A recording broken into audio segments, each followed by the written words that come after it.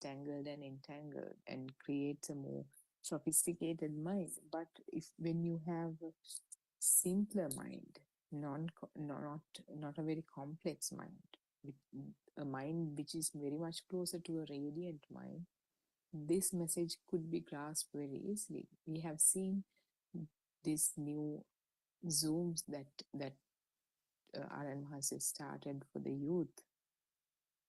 The young children, they understand this very easily. It hasn't even been 2 months, and as we listen to those sermons given by Aran Mahansi, or the discussions between Aran Mahansi and those children, we see that how easily they had understood this message, which took us years to even begin to understand. So, meaning how closer we are to the radiant mind, then that is what matters. That is how the message will be tailored based on that. That is not the fact that someone has a lot of knowledge, a lot of accumulated knowledge. So, Nandima, Theron Saranai, Sindhu now is Namali, I think Nicolette. Everyone, Saranai Hanshi. Yeah, thank you so much for that very excellent explanation. Yeah, actually, the young children understand this much better.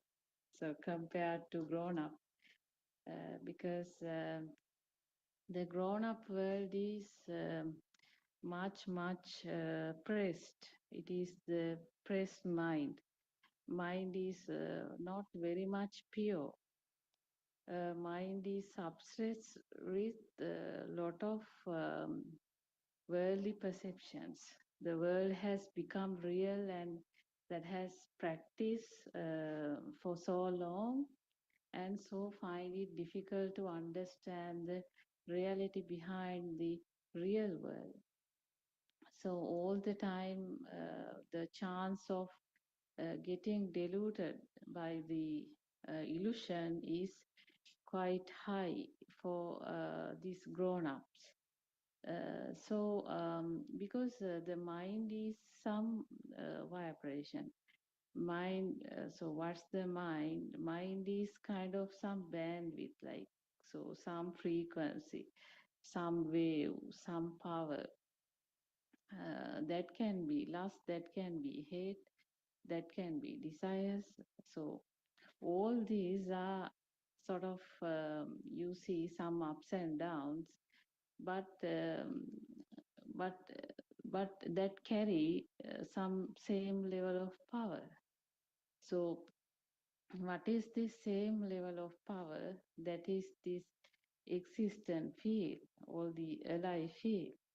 So for example, now if we take a very small example of flowers, like everyone love to grow flowers in their gardens. So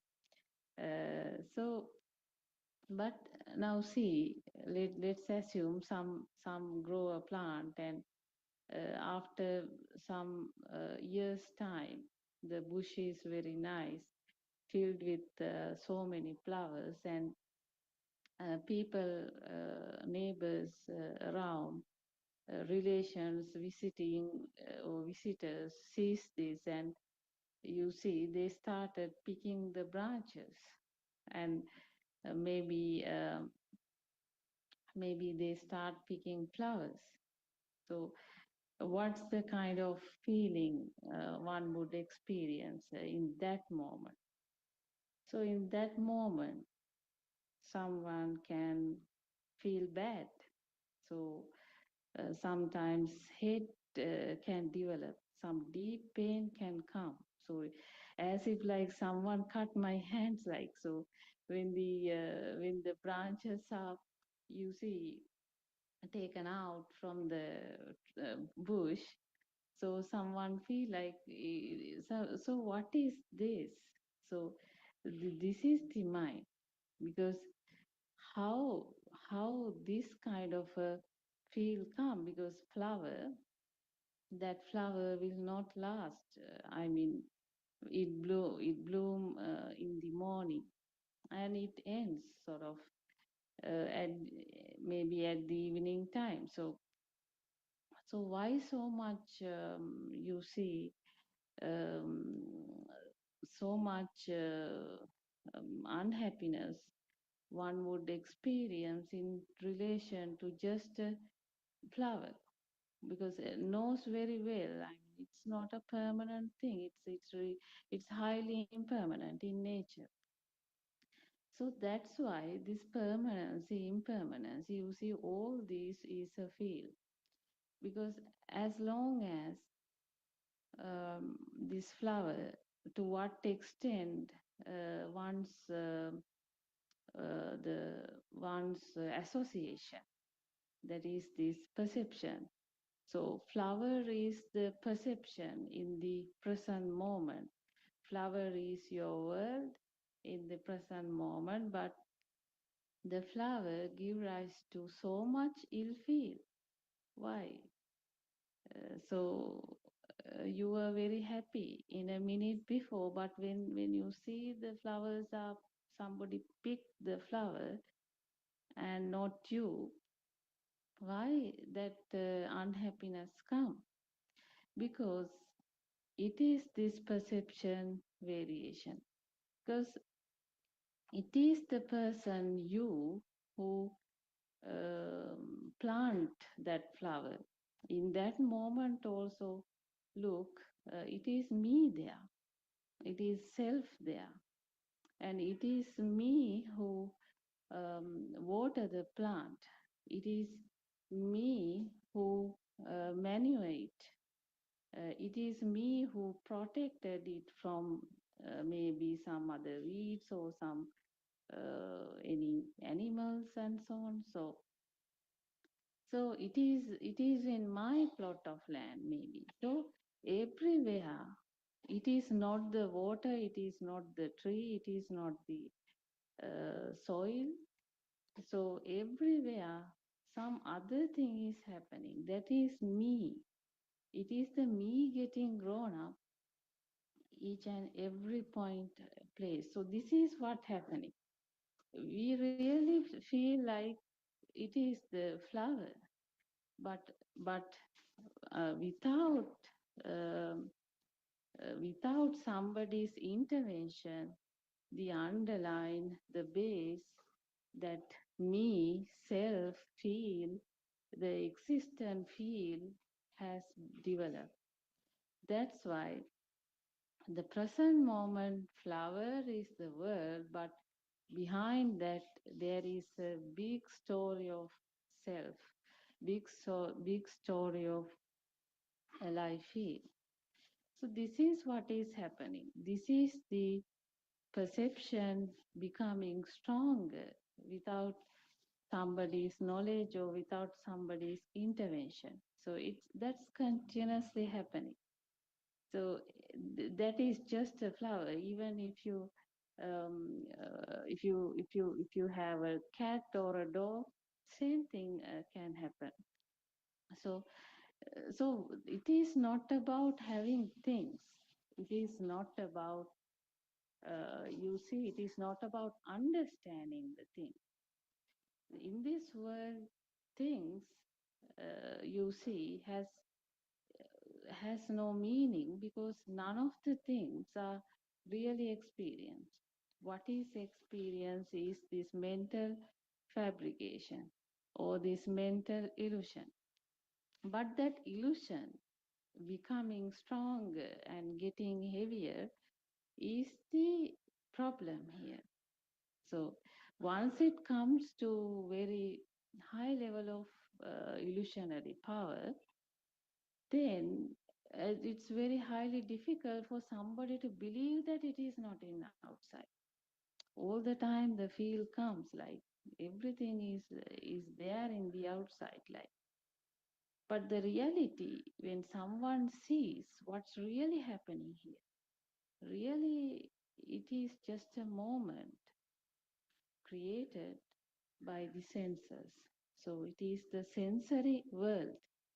So that is the real world. Real world is a illusion. And so some balancing, you see, can occur only if this truth is seen. Truth is seen and thoughts is well understood by the system, because system get a chance to see very clearly what's the reality, because all this time this system is like a program. It was really running in an incorrect program. So that program was of a developing nature, like some artificial intelligence technology, where some artificial AI that have the capability of developing on its own based on other people's input or questions or some research or things that they work out with AI. So something like that. So that is the mind. So this mind is a process that have the capability of getting stronger and stronger. And that's why this suffering come, because because everything become real in the mind. So it is the mind actually. So the present moment becoming real is the thing which is happening here. But when the reality is seen, that becomes the breakthrough, and that system doesn't want to be in that illusion anymore. So then it's quite easy. So it is not that then it is not a problem of thing, or it is not a problem of having nothing. So everything is there, but it is the nothingness found in everything. So that's different. So there is a clear difference between the how things are felt and how world is found. What is the real world found? So that's why this honesty is very important, because this is sort of some noble investigation that has to happen within, because what is the real world experience? Are you experiencing a world, a world of the true world, or are you really finding a world? Because if you find a world means what? You have a world means still the illusion is forming.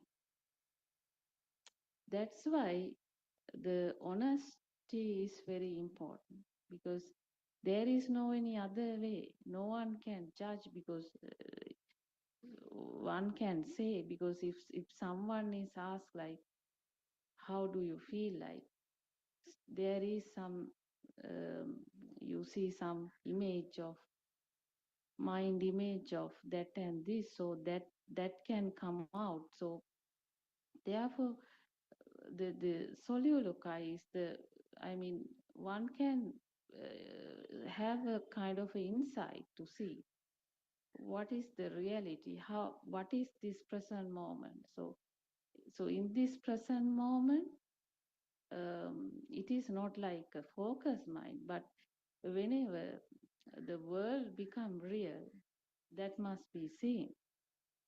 That must be seen. So that seen is the insight. What's your real world? Are you finding a world? Well, there is no way in this system for you for any world. So do you find a world? So that is a illusionary world. So if you find a world means something is there. Something. Something is there means some power is there. Some power is there means continuation is there. Ongoing process is there. So this is not about telling. This is actually experiencing the liberation of self.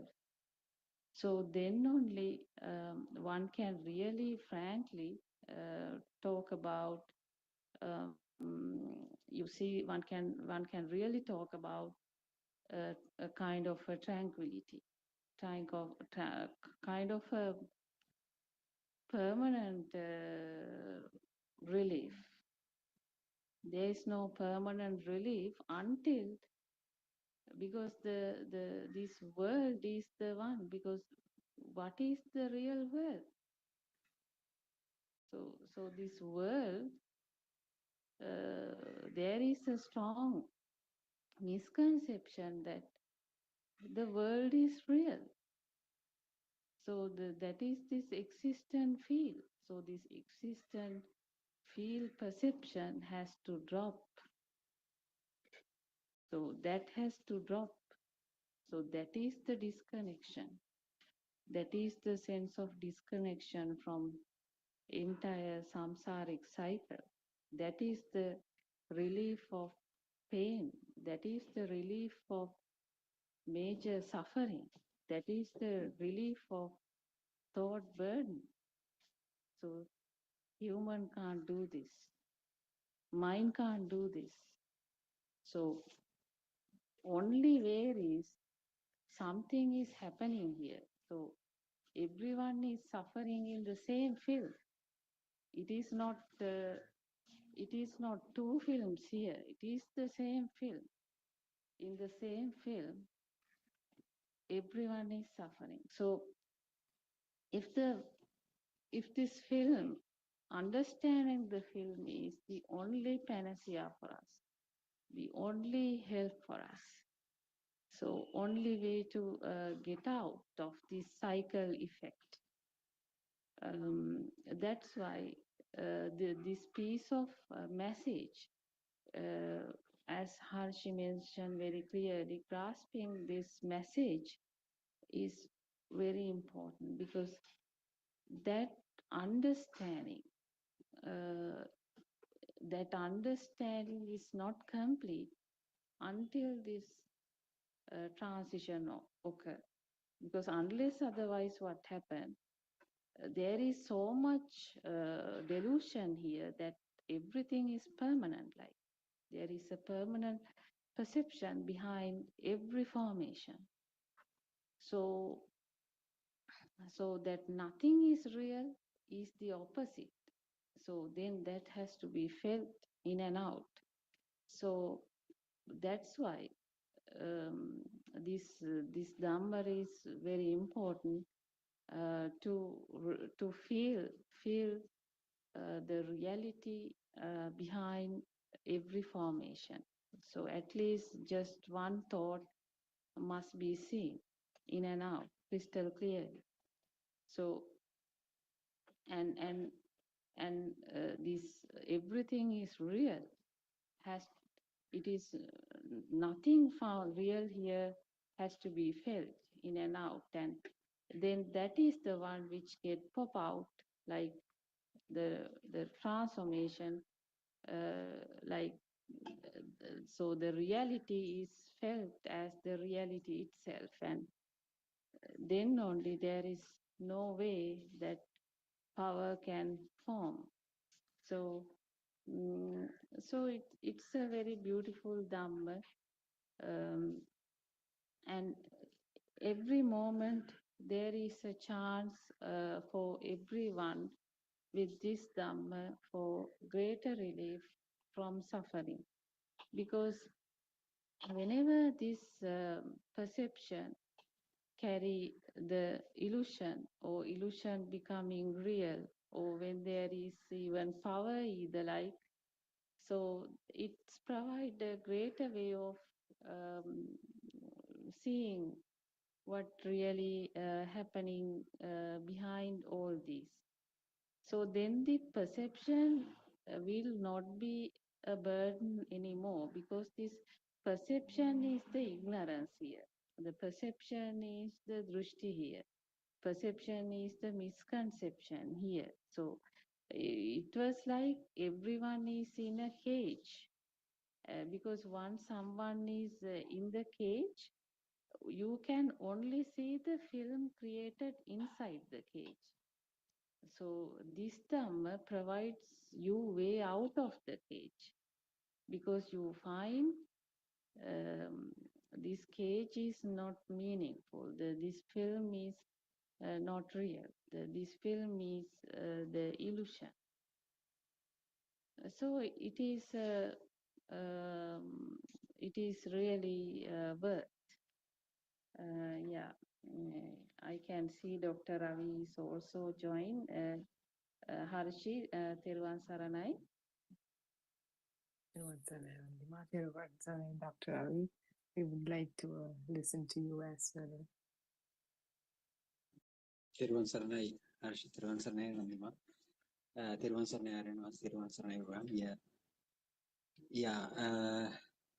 I think you have been discussing about how this illusion is getting created, isn't it? So, only thing, only the only thing how you the we have been talking these things for about more than 6-7 months. I don't know whether people who are listening this they can clearly get this message. So what is underlying fact behind everything? So everything arises because we tend to feel something something as real. So that is the issue here. I think that is the most important thing that we have to understand. Being a living being, in the sense we are calling uh, animals and humans are living beings. So why we say so? Just because we have some kind of a feeling like that we are living. So that feel is called this itsanya. So just because we are having this feel of existence, we can talk about these things, about this illusion and all these things. So if you don't have this kind of a feel, so you don't feel like that you are living, so that means you are not no more in that you won't believe any kind of an illusion, or whether it's real or not. You don't bother about these things. But unfortunately, as human beings especially, we also feel this life feel. So what Buddha said was that this life feel, this alive feel, is not true. Even though Buddha said like that, we tend to feel that we are living. We feel, even though Buddha says like that, we feel, we are living. So we are helpless in that aspect. But what Lord Buddha said is, just try to figure it out what's happening there. Then of course you will be able to understand there is nothing to be felt here. Even though we feel we are living, what Buddha said is, if you understand this entire process, the mechanism, how this kind of feeling gets created, then you will understand there is nothing to be felt like living being. So so it's very difficult to understand what he says. But if you have some kind of curious mind, you have this opportunity to explore what Buddha says. Whether the statement that he declared is might be wrong, might be wrong or correct. So with that curiosity, if you start exploring this thing further and further, then what will happen? You tend to understand. You tend to understand that there's nothing to be felt as a live thing, live living being. So, so it is very revelationary statement, because that's all what Buddha said. This is the core message. Even though you think that you are a living being, but you are not a living being. But it has to come from the understanding. It's not another kind of a knowledge. It should not be another kind of knowledge. If it is become another kind of a knowledge, there would be a person who knows that fact, that there is no such a living being here. But it just not a fact. It is some kind of a realization. First, in order to achieve that kind of a realization, you have to have the prior knowledge for that. What is the knowledge here? The message from Buddha. What Buddha said is, there is no living being here, even though you feel that you are living being, but that is wrong. There is no person here, no person who is responsible for the things that you do even right now. That is the message that given by, that announced to the world by Buddha.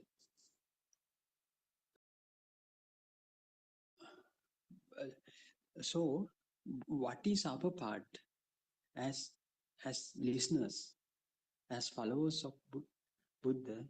What is our part? Our part is to explore and see whether that statement is correct. So I personally feel that I am living. I am a living being. I am the one who is carrying out these day-to-day activities. I am the one who have gone to that kind of school, and I am the one who is got the degree from that particular university. So I am that kind of a degree holder. So I am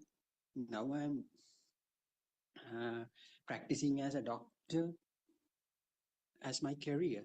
So all these things are there with the with some underlying fact that I am the one who is doing, and I am the one who is bearing certain positions in this society. But what Buddha said is, even though you think so, just because you are having that ignorance, but in reality, there is no person who bears certain responsibilities or certain uh, um, uh, positions in the society.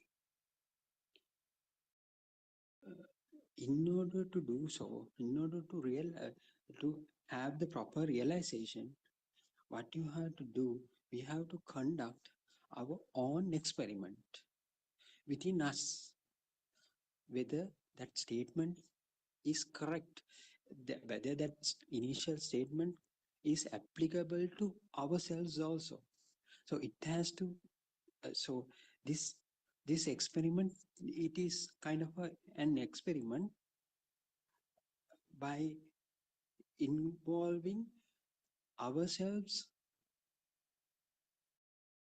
by putting ourselves as the sample. So you become the sample in that noble experiment to see whether the sample gets changed with the understanding, with that particular understanding. In order to do so, we have to learn what Buddha said, and we have to see this Dhamma in that unique perspective that has been taught by Lord Buddha. That unique perspective is non-soul perspective. So non-soul perspective is just peep into this experiment, this just start with this experiment with a non-soul angle, from a non-soul angle. Just keep in mind there is no soul here. Then you better try to see this entire process from that angle. There is no person here. So then you will understand it happens into a certain system, and there is no, actually there is no doer here. So then you will realize after you get the proper results from that, through that experiment, there is no call and there is no person called me as well. So I'm the one who is subjected for that entire experiment. Then you, as the result of that experiment, you will come across, come across that the subjected uh, sample is not more there. It cannot be found anymore. Sample is gone. Sample is gone in the sense the the notion that had earlier with that sample, the I, me, mind uh, uh, notion has now gone after doing the experiment. So this is the message that Lord Buddha wanted to give into this entire world. So it has never been revealed by anybody else into this world. So in Niganta meditation systems, or in concentration meditation, so they start meditating with the doer here. So he is the one who is trying to do this Anapanasati meditation or whatsoever. Ultimately, he will be in a state of some kind of a stillness and so on. The same thing happened to Buddothpado in those days as well. We have certain examples from Buddha era. So Buddothpado came and asked Lord Buddha, so I'm also in the same state where you say, where you also attain through Nibbana. But Lord Buddha say, no Buddothpado, you are wrong. So there is a person who feels this freedom within you. But in the state of Nibbana, there is no person who is feeling that kind of a freedom there, that kind of a liberation there. That is so different.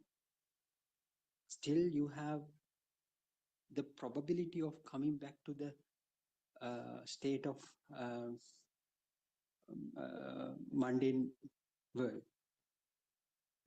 All realms will be there at in some point in your life, because still your self is there within that uh, peaceful of within that freedom. You are the one who is feeling that freedom. But what I say, what I say is totally different from that. The state of freedom that you will feel, at the end, that means the nibbana. There would be no person to perceive that feeling either. So to that, Lord Buddha said, that is the Buddha nature of Buddha. So everybody become to that level from this understanding. So understanding should be there. So what should be the first understanding? At least for the knowledge, they have to have that there is no doer here. Buddothpado didn't have that kind of prior knowledge when he started meditating. So that's why even at the end of doing this concentration meditation, he couldn't get rid of the self, because he didn't know that there is no self here. But when compared with that knowledge, that understanding, if you clearly see this, what Buddha said is, in first hand, Buddha says, just for the knowledge, that is better that you understand there is no doer here. With that notion, try to see this Dhamma from that perspective. Then you will grab, then you will realize that there is no person here. So that push you towards this true liberation. So that liberation doesn't have a person. That so there would not be kind of a person to pursue that liberation. So that is the way how these two things get separated. So that is very important, I think. Yes, these are the things that I have to add here. I don't know whether Randima spoke about these things. Anyway, do you have any? So what I have to tell is, our challenge is to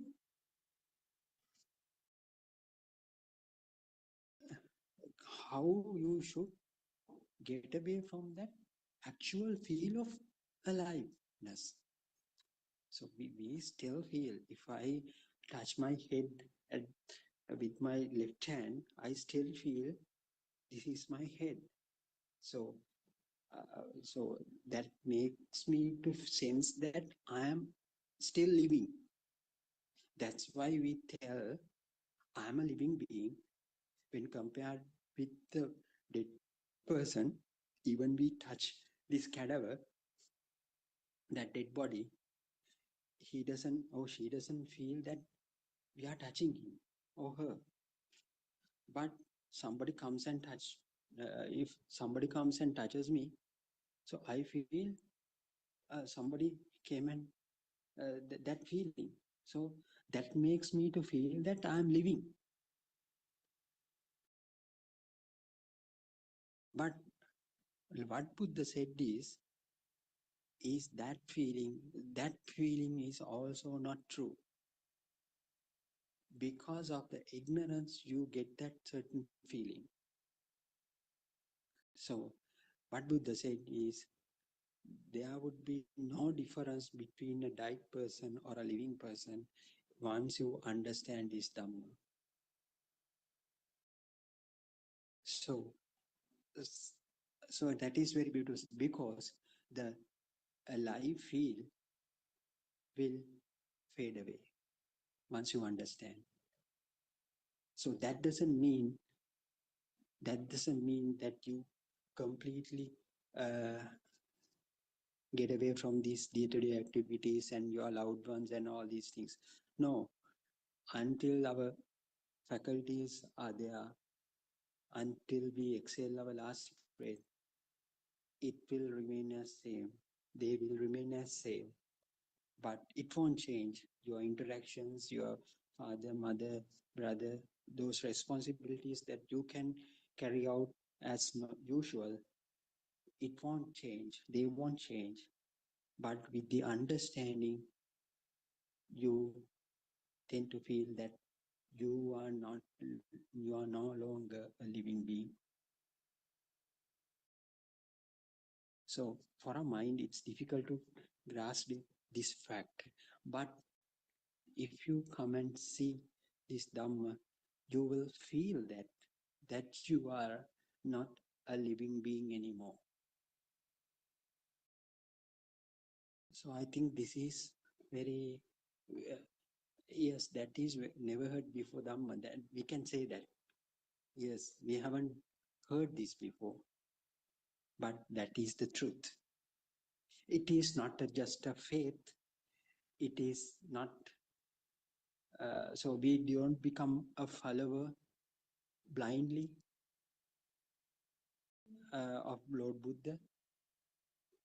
After doing the experiment, incorporating yourself as the example, putting yourself as the sample, you will realize this for sure. So that is, yes, Harshi, Tirvan Saranai, Ranima Tirvan Saranai. What do you think? And do you have anything to add or comment? Tirvan Saranai. Yeah, yeah, Dr. Ravi Theruvansaran. I think this for the sense of the self to diminish, the practical approach is the one that is the most useful, because like you said, when you touch your head, you feel like you're touching your head. So what it does is, um, all these situations are addressed through the practical approach, especially the first karma sthana, where the so-called external is not real. So when you touch your head, if you can just close your eyes and just pay attention to the experience of uh, that feeling, that so whatever the feeling that you're feeling, that experience, without any words, without any thoughts, mm, and if you kind of immerse yourself in that experience and then shift your attention from that to the thought, I am touching my head, Mhm. and kind of immerse yourself, there's no self, but immerse in that experience of the thought, experiencing that thought, there's a clear distinction. Yeah. That feeling is different to the thought. So this is the throughout the first karma sthana, that is what it's doing. That Yeah. that separation happens, and anything with all the five sense faculties, when now most of the time they do it with the walking meditation, right? So when you walk, as you keep your right foot on the floor, you can feel, with your eyes you can see what kind of a flow there is, Mhm. and that is just the image. If you can now even do it kind of mentally, that is the image, and that experience is just an experience of seeing. You cannot talk about it with any thought or any word without going to the mind. So that is Yeah. where the seeing is just seeing. And if you think that um, this flow is a rough flow, or there's somebody had dropped something on the floor, all that is thoughts, in the realm of thoughts, and that experience of having a thought. When If you really pay attention to the thoughts, how you feel when thoughts appear in the awareness, that experience is totally different to the experience you have when you look at something, or when the system looks at something, or when seeing happens, or when something is heard. So the right foot we can't even say the right foot. When it's kept on the floor, there's this solidity or hardness or roughness, or cannot explain. Even hardness, solidity, roughness, they are words, they are thoughts. It is just that Yeah. experience, experiencing whatever happens when you keep the foot on the floor. That experience is just the experience. Everything else is just mind made. Mind made as in, again, not anyone made it or created it. It is how the mind was created in the first place. And then we have to go back to how the foot is created, how the floor is created, how the label was given in the first place. And out of two things, out of sounds and form, how the thought came into existence. That this is where that example you put, cement, stones, sand, and water on this end as raw material, and on the other end, the output is some sort of concrete animals, concrete ducts, concrete posts, and whole idea about these elements, the raw materials that was inputted, is now different. Now we are freely saying, now this is an animal, this is an elephant made with concrete, this is a horse made with concrete, this is a duct made with concrete. But what are the constituents? What are they made up of? Cement, sand, water, and rocks. Similarly, thoughts. Now that is a metaphor, or the analogy, or whatever you want to call it. Similarly, the thoughts on this end, the thoughts come out. What are the thoughts? Mother, father, the flow, the right foot, the hardness, solidity, roughness. What was inserted, what was inputted as the raw material? Sounds, images, smells, tastes, touches, or vibrations, different ranges of vibrations. So just like when raw material, cement and stuff was inserted and the concrete elephants came out, vibrations was inputted and mother came out. Now mother has value that's been given the value that's been attributed by the system. Similarly, when I walk on the floor, my foot on stepping on the floor is rough, different values attributed. Rough is a different value, smooth is a different value. It's like currency, kind of. The floor, my foot has more value compared to the floor. So if you really like immerse yourself in that experience, how this attention moves from seeing images to hearing sounds to sniffing smells to feeling the solidity to observing a thought. Yeah. Yes, So she, as there's you said. Yeah. Yeah. yes, Yeah. yeah, Go ahead. go Go ahead. ahead. Yeah, so Yes. Yeah. that's the labels lose value. Labels slowly. I mean, not that you don't know the label or recognize whatever you see or listen or hear. The perception dissolves little by little, uh, like how you would brush something with layers and layers and layers of rust or dust or whatever. Uh, Initially, you can't feel this perception of self being dissolved or diminished. But over a period of time, like if you started eating, going out of your diet or whatever, your wife won't recognize that you're gaining weight. But after a month of like not eating healthy or whatever, somebody else would see you after a couple of months. That person will be like, "Oh, Ravi, you have gained weight or something." Yeah. Similarly, since perception of self over a bit of a longer period of time, it will occur that there that uh, weight or the internal burning wasn't there. Like it's as if almost the sense of self is absent, and then that comes through a thought, and then again that thought too doesn't have value. What happens is then that thought has more value, because that means I'm on the path. There's progress. somebody's on the path, the self is on the path, even though self is slowly diminished in other aspects of the experience. Now it's being created by observing the progress. And then we see that it comes to the second karma sthana, where there's nothing in thought as well. Thought doesn't have any value. It's just like how concrete factory made concrete elephants with cement, rocks, water and sand. Then you pay attention to this now, thoughts.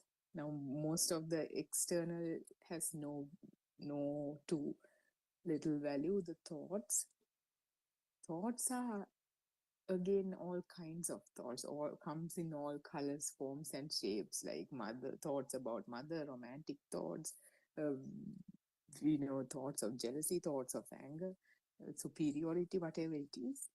We think they have different values because at the moment we feel that value, like, I'm this kind of person. Why did this person talk to me? Or, oh my God, or some sort of a nostalgic feeling. We used to go to school, and those days are the most beautiful. We had friends, and those bonds are the strongest. Whatever you think, we think these words come or thoughts come with these inherent values, but it's not. It's just made up of some vibrations or sounds, smells, tastes, touch, that sort of stuff. So again, no value.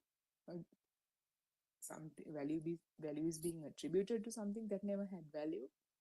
So as you see that, it's just opening up to just the process of the senses. Just even then, it's down to seeing. Seeing now is seeing real? Is the bat seeing the same thing that is seen to me in the moment?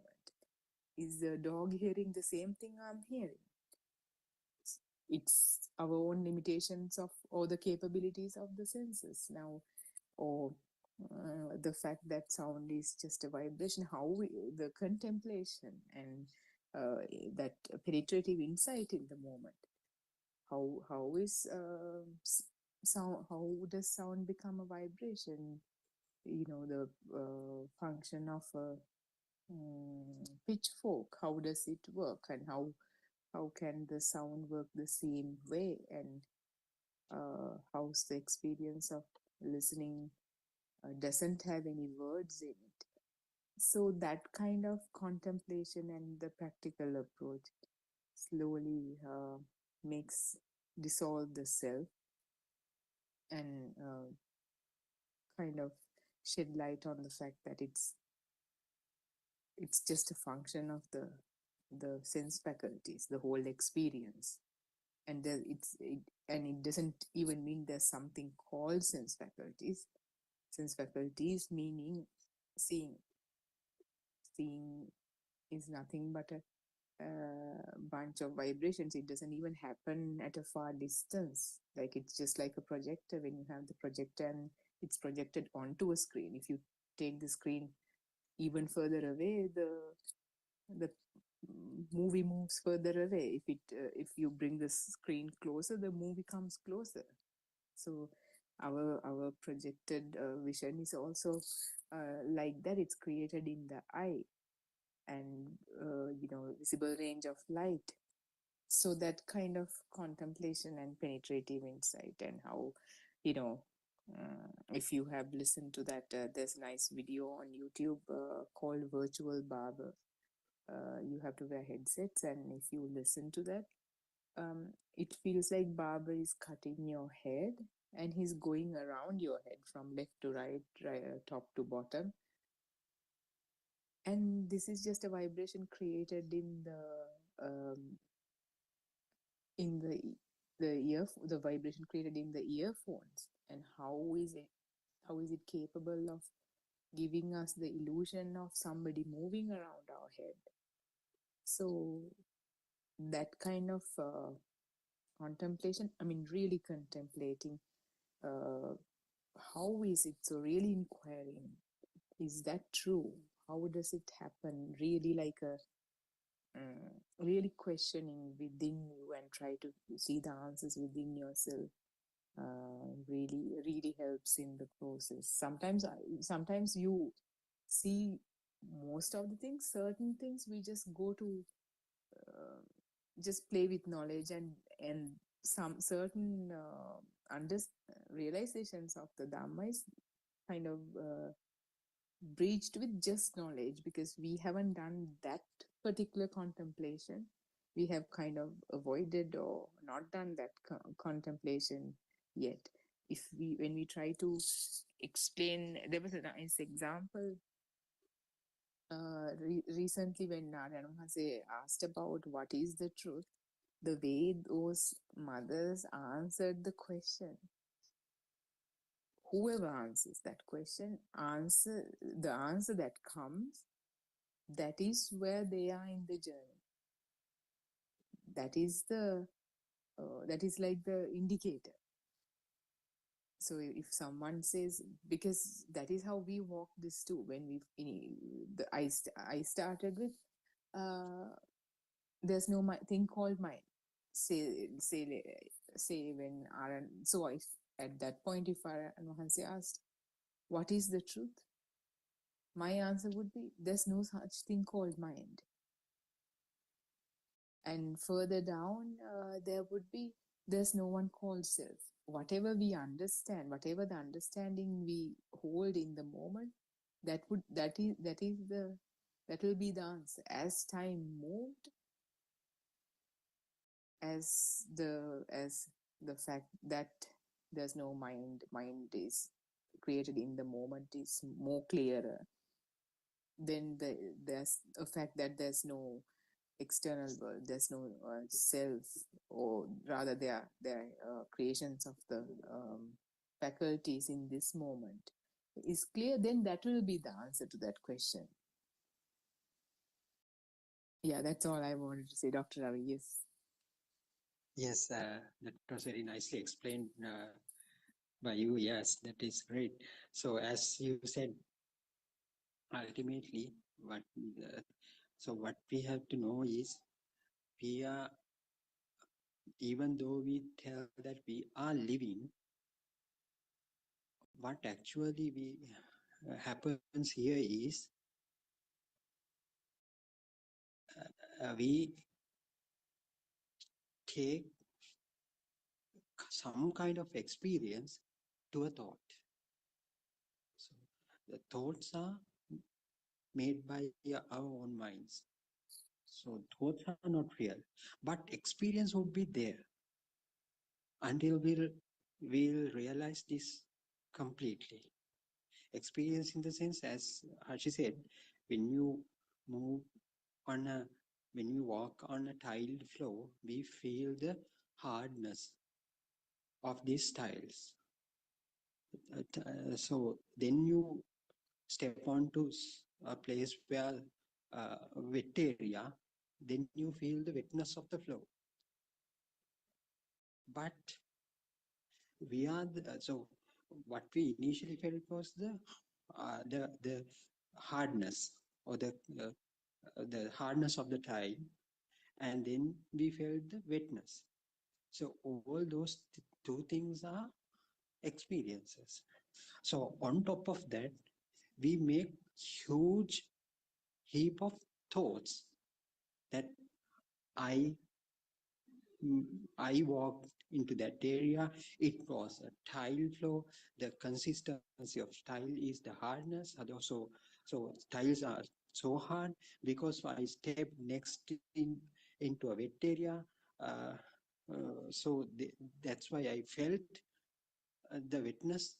So likewise, those are the things we created. But the actual thing is the initial experience that we had. Likewise, we also experience ourselves at in early stage of life after looking through a mirror.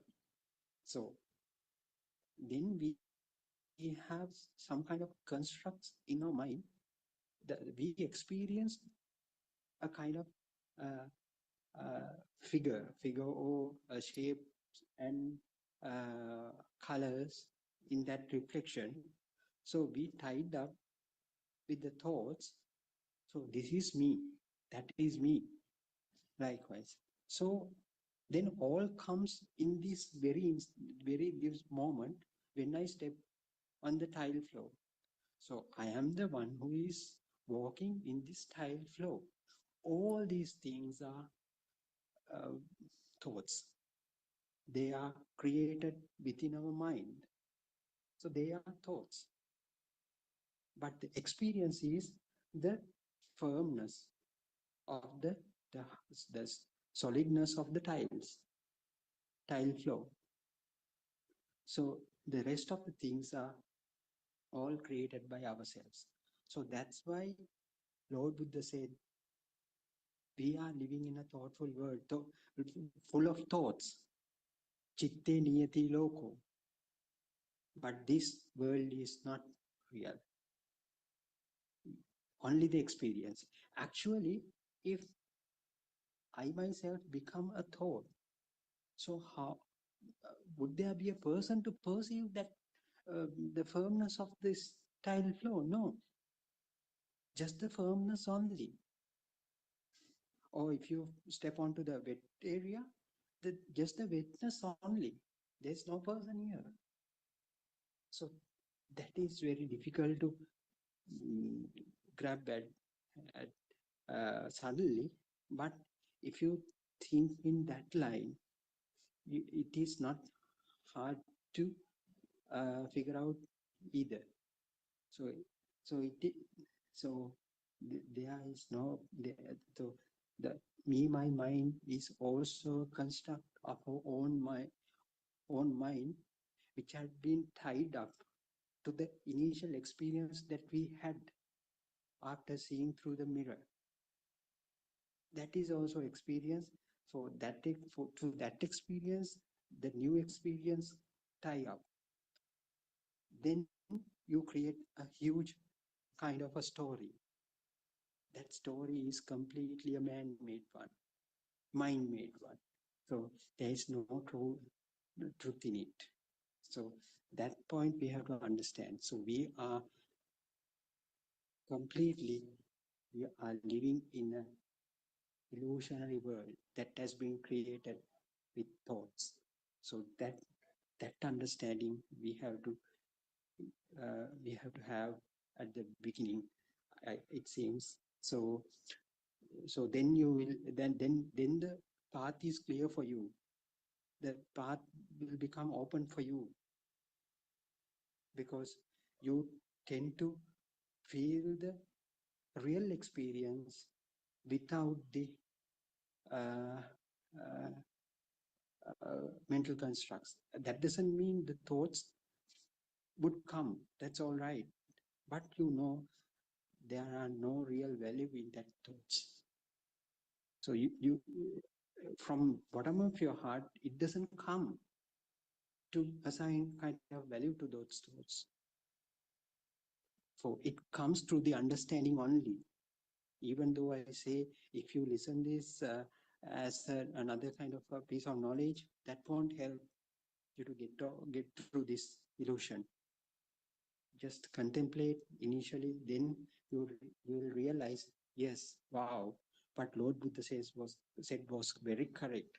We are in a huge mirage. We are trapped in a mirage that has been made from our own mind, our own mind. So we were in the trap. So other than the pure experiences we receive from our faculties, other, anything won't be there. So I think, yes, we are almost heading towards the end of this program, isn't it, Hashi? So, Yeah, Dr. Ravi. So, yeah, thank you for your valuable input, and Randima, also thank you very much for your valuable input. Let's wrap up for today, right? okay. Yeah, thank you, Namali and Sindhu. Let's pay homage to Aryan Mahansi at our feet. Thiruvan Saranaya Aryan Mahansi. Let's meet again tomorrow. Thiruvan Saranaya, everyone. Thank you, Thank you very Harshit. much. Thank you, Dr. Thank you very Ravi. much. Thank you, Thank you. Saranai, everyone. Thank you everyone. Everyone, sir.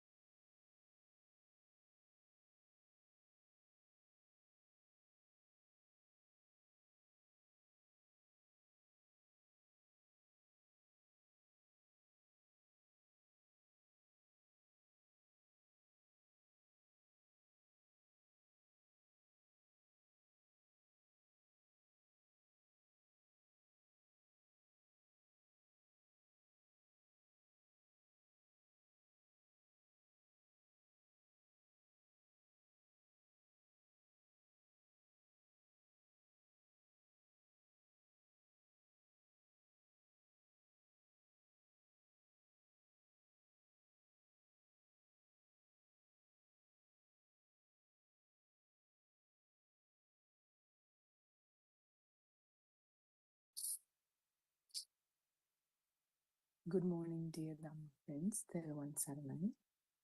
Before we begin, let us respectfully pay homage to Buddothpado and Mahanse, our noble friend and teacher. Theruvan Saranai and Mahanse, your noble guidance has illuminated our path to nirvana. Your unwavering dedication to sharing the ultimate truth and reviving the wisdom of the Arahants is a gift of immeasurable value. You are truly fortunate to witness the unfolding of this profound truth under your compassionate care. May you live long and continue to guide us. Aibo Veva and Theruvan Saranai. We've been discussing the book volume 6 of True Dharma Has Awakened, PDF, of which is available on Buddothpado's website, buddothpado-dharma.com. And today we are starting with page 111, the discussion titled Morning Zoom Discussion on Sunday,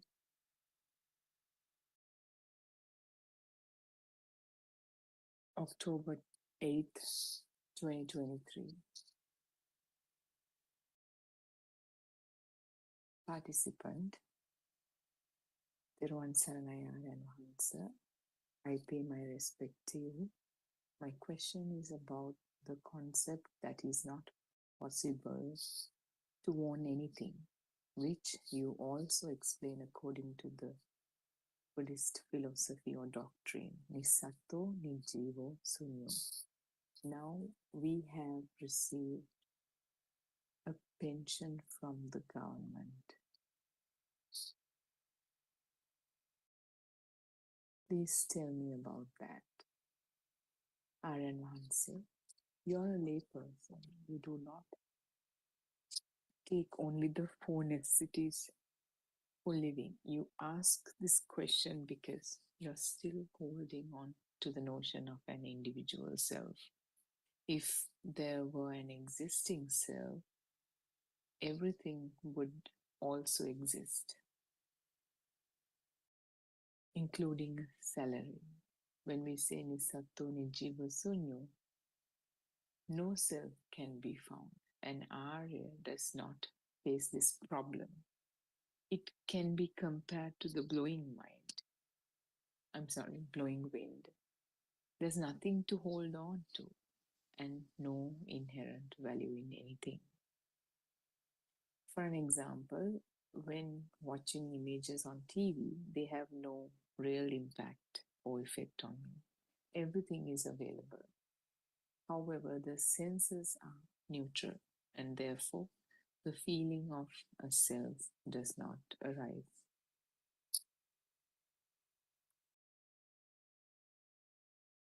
There is another aspect to consider regarding a sick monk, a method of limiting his necessities only to the four essentials cannot always be adopted. The reason is that to remain alive, he or she might need to eat at irregular times. Even the Buddha's body was cared for by noble Jivaka, the physician. The Vinaya Pitaka, one of the three baskets which explains the methods of behavior and discipline for monks, does not have to be strictly followed by monks who are weak or ill. The thoughts of an Aryan and the thoughts of a layperson are not the same. In this aspect, there's no concept of a salary for them. Objects are used without claiming ownership. If someone feels I own this item, then that person is not noble Aryan. Participant. After seeing the truth in the subject matter, a skill develops to make me notice even a slight defilement that absorbs the mind. As soon as this happens, the super awareness takes over and destroys the defilement completely. Aryan Mahanse. This refers to the Sakko Rejuko level, which means the defilements are not completely destroyed. However, this person is aware of the defilements when they capture the mind and makes a straightforward attempt to remove them. Even a stream enterer experiences defilements. Until a person reaches the Arahant level, defilements appear at varied levels. In other words, they are not completely eradicated. People who follow the path never doubt the doctrine. Also, a true Arahant never advertises their status to the world.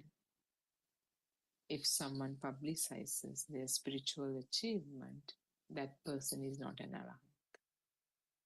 This discussion is about straightforwardness, or Sakko, Rujuko, Sujuko. Some preachers are not aware of defilements, but they preach and talk about results. Those who attempt to destroy defilements never discuss results. When following this path, mind awareness and mindfulness are essential. So here the teaching emphasizes the difference between a layperson and an Arya. A layperson still holds on to the notion of an individual self, which creates attachment, even to things like a salary or pension. That is why this question arises in this layperson's mind, and he raises it. For an Arya, on the other hand, there's no self to hold on to. So possessions, wealth, and even bodily needs are neutral. Even monks who are ill cannot strictly follow the minimal lifestyle rules because survival takes priority. This shows how practical wisdom blends with spiritual understanding. If you notice the distinction with defilements, even those on the path, including stream enterers, experience defilements because only at the very end, when the ignorance is fully eradicated only, one would be free from all the defilements. And at that stage, you cannot call the layperson who entered the stream as he ends his journey. We cannot even call him or her a person. So, what matters is straightforward awareness and active effort to remove them.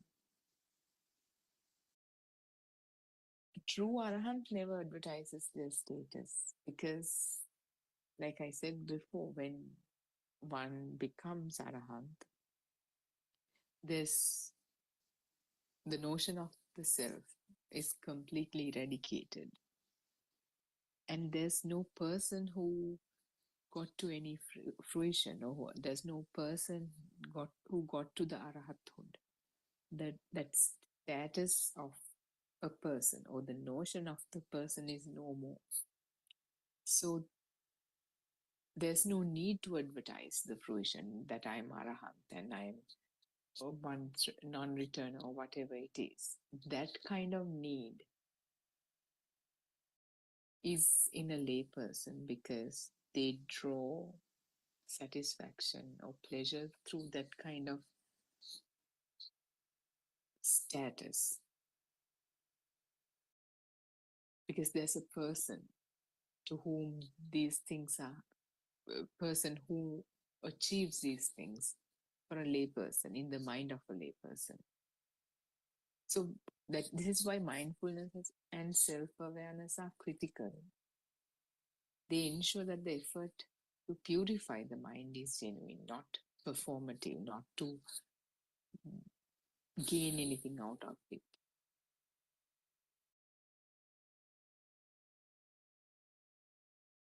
As one progresses through the spiritual path, by understanding the Dhamma first, by listening to it first, and by seeing it within his or her mind first-handedly, there's no claiming of ownership to anything. That is the most beautiful thing about this path. And the honesty that one has to have to walk this path, to see defilements clearly, because more often than not, we do not like to admit how horrible people we are, how bad people we are, how our our drawbacks, whatever whatever the negative things about ourselves, we don't want to admit to ourselves. But as we walk this path, it is essential that we are so straightforward with ourselves, as however embarrassing it is, however difficult it is, we are able to and committed to seeing the truth and only the truth at any cost. So that is why honesty, being true to yourself, is is of utmost importance in this path. And we have talked about this path in different ways, different perspectives. As we listen to this Dhamma, as we listen to the wisdom of truth, as we understand how the mind is created, how the so-called world is created in this moment, in one thought, how the self arises in that thought, how the internal burning is there in that single thought in this moment. What happens is that mind that is projected goes to zero. It becomes non-projected. And that underlying power that is within any thought, within each thought, goes to zero, because that underlying power is there, because a thought assumes the existence of a so-called so-called external world and the so-called self. And if there's no external world as we thought it existed, and if that is only a momentary thing that comes into life, and if it is just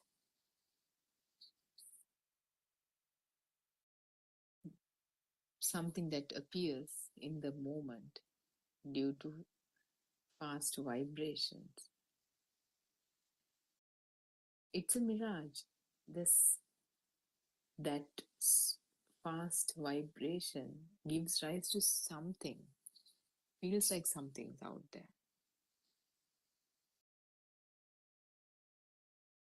feels like that something that is out there is observed by me.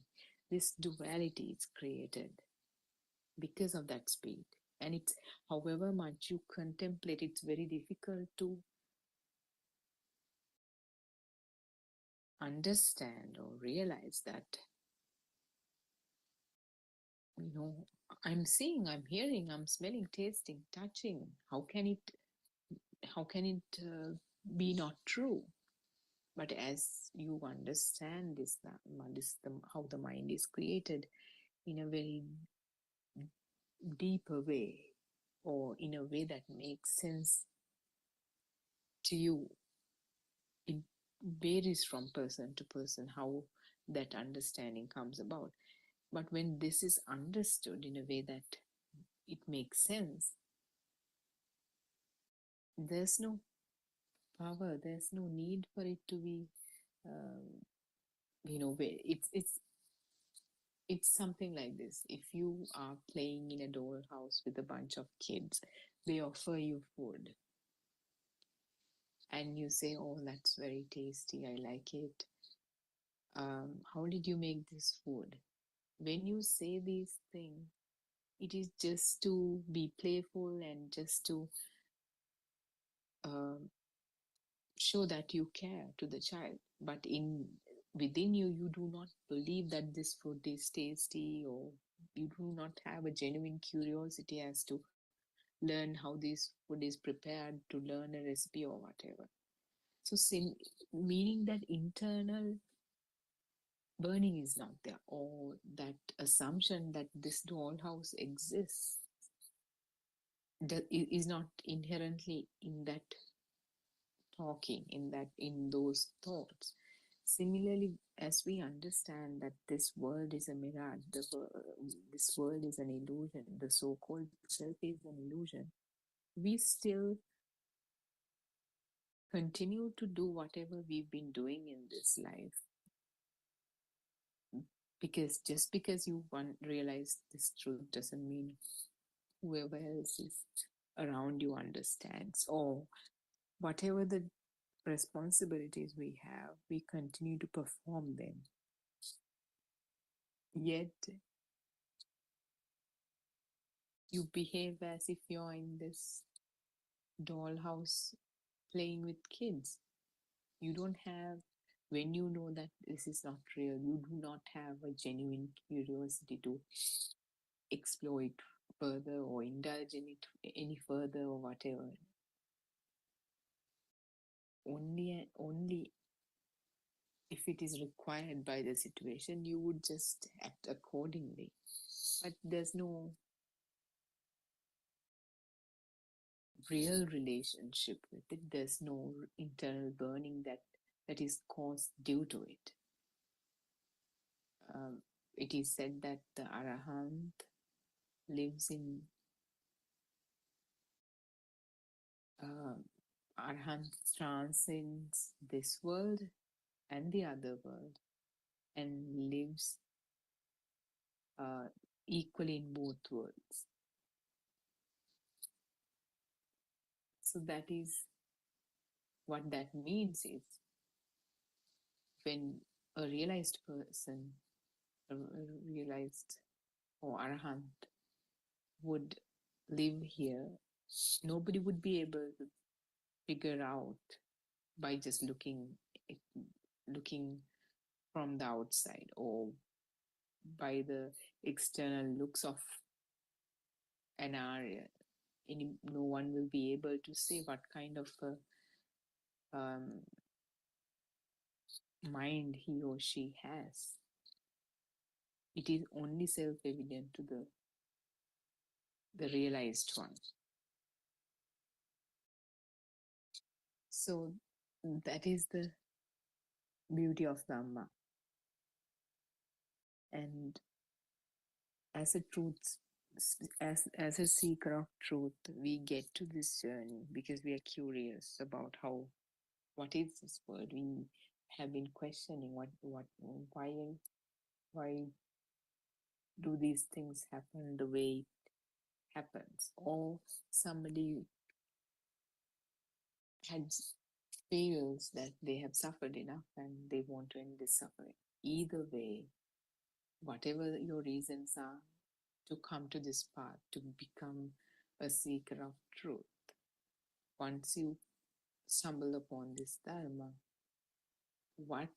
how those two questions are answered is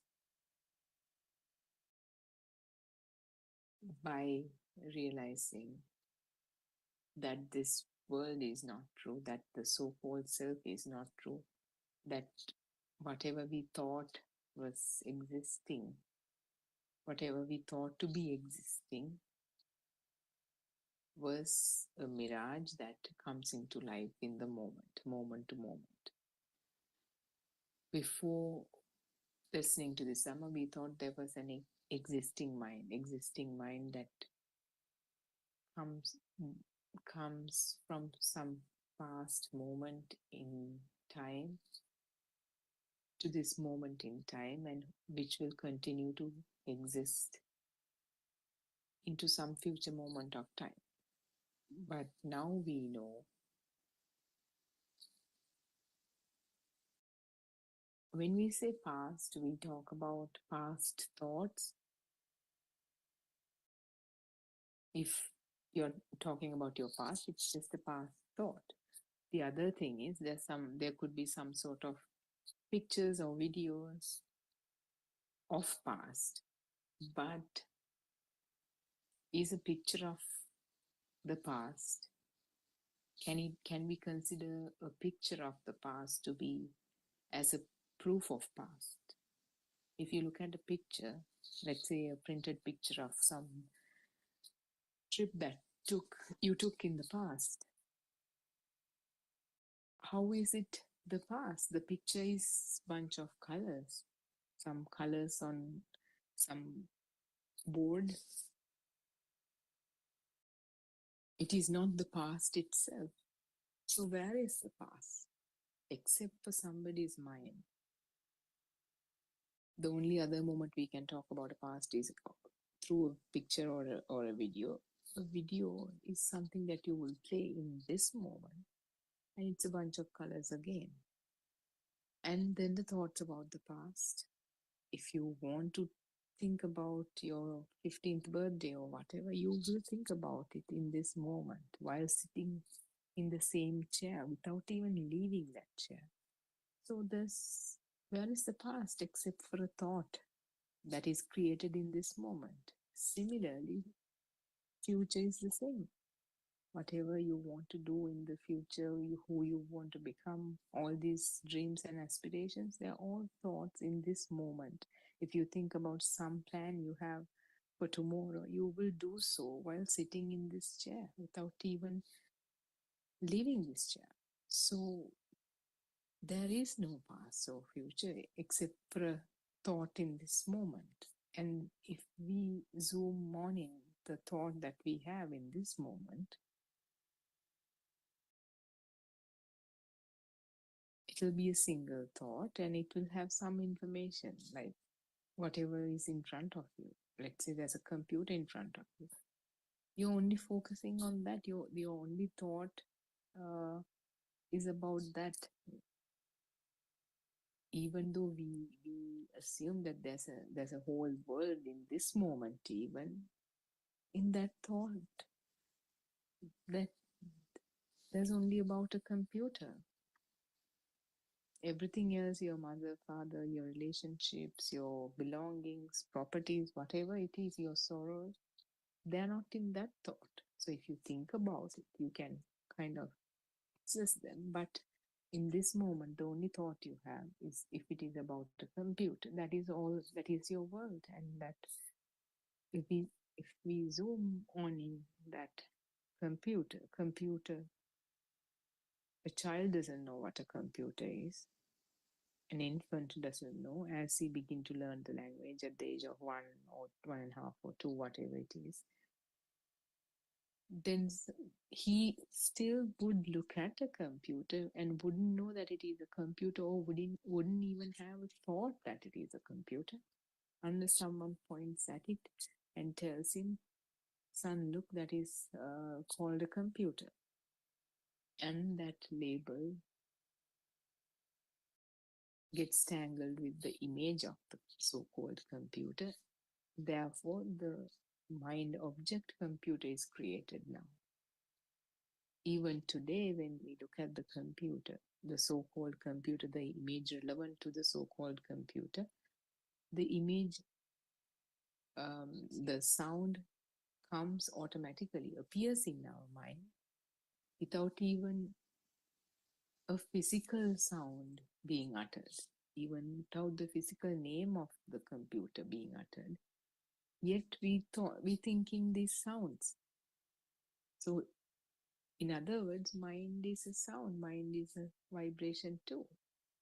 A different kind of vibration, because it not only it has the sound, it also has the picture, the smell, taste, touch, and all the components, all the inputs from the five senses. So if we kind of extend this understanding to everything that we associate with is a mind object like that. A thought, a vibration, a sound, a vibration that is created of sound, and it has light, sound, smell, taste, touch. And that thought, when we think about that thought, it feels like the computer is out there. That is due to this vibration and the underlying power that it has. It feels like the computer is out there. Even before the label was given, that infant, or the toddler, for him it feels like there's something out there. when he looks at the so-called computer, even before the label is registered for him. So this is our whole world, and if there's a computer, of course, who's seeing that? There has to be someone who sees it, who experiences it, and that has to be the self. And that was the first thought that was taken on as a toddler when as he was introduced to the language first. There has to be a self, and that should be whatever the parents ask children to repeat their names. Baby, tell me your name. What's your name? And then the child will say the name. Oh, so then now the system took on a thought, if there's a computer, if there's a mother, if there's a father, there should be a self. And that self should be that name, whatever the name that the parents ask me to tell all the time. So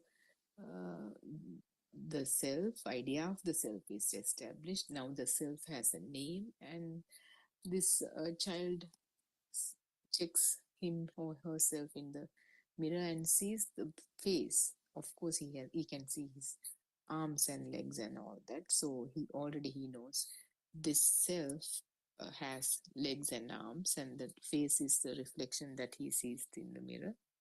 So these assembled pictures create kind of a complete mental image for the self. And this self, thought by thought, the underlying power, the feeling, there's a feeling that the self exists compared to whatever is experienced. This evolves thought by thought. I am so and so, I like to eat this, I like to eat that, I like to be a doctor when I grow up one day. I don't like my brother, I only like my sister. My mother is like this, my father is like that.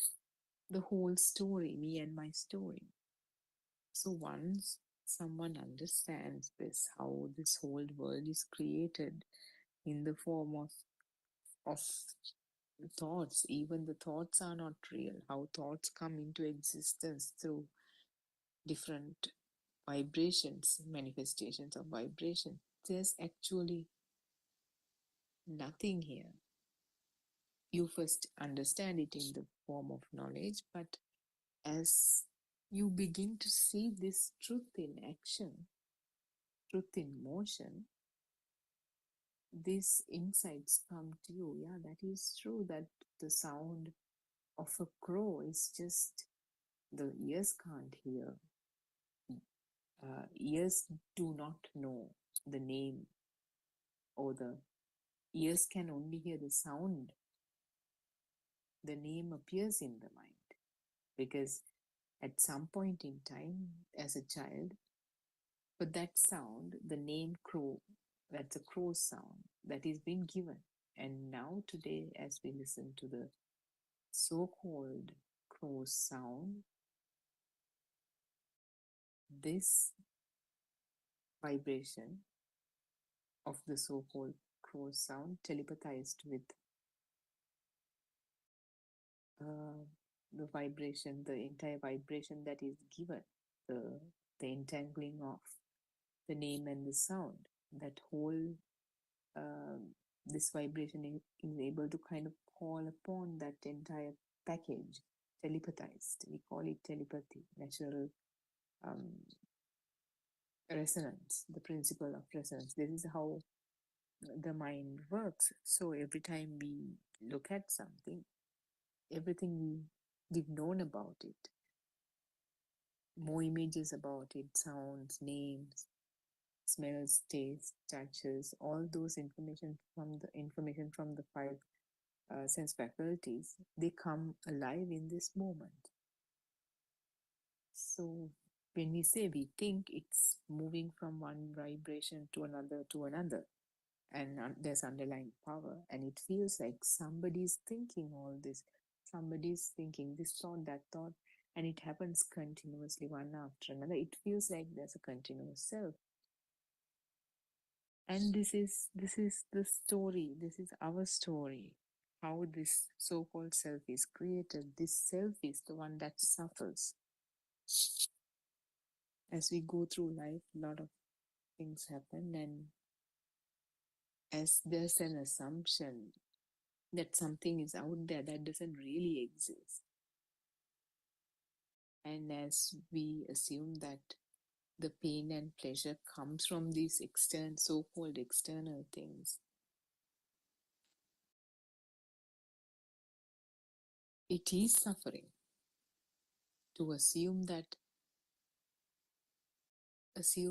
the existence of a lie is itself is suffering. Of course, things break, people die, that is sad, and we think about those things, and those thoughts, uh,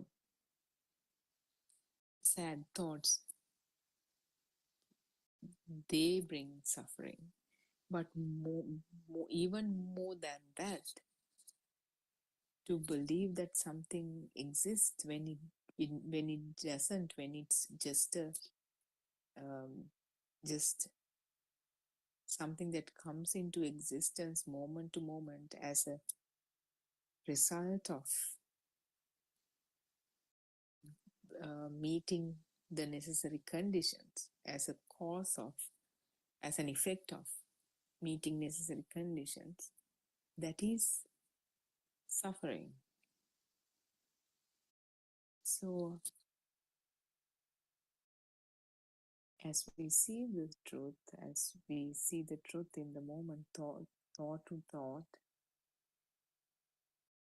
this becomes diminished. There's no other way for these defilements, for these attachments to be diminished, except for by seeing how they are created. They come into existence, they create suffering. By undoing that, to undo that, is to realize how it comes into existence. So, Terawan Saranai Aryan Vansha, and there's one is Lakshmi Terawan Saranai. If you have any questions or comments, mostly encouraged. Terawan Saranai Aryan, if you have.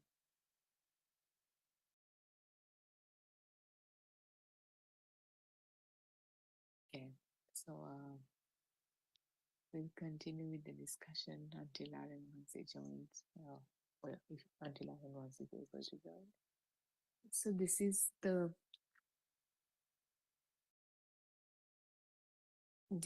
the path. This is, and as we go through realizing this truth, we go through many stages, and one would start with different spiritual receptivities, as in one would have higher insights. We call them Ugaditanya, or kind of above average kind of insights, Vipatitanya. And some people kind of needs more explanation than just some insights. They will need a little further explanations for them to understand. That is, we call them Neya. It's a kind of a spiritual receptivity. And then Padaparama is the person who really kind of grabs onto the words and who find it really difficult to look at the meaning that's beyond the words.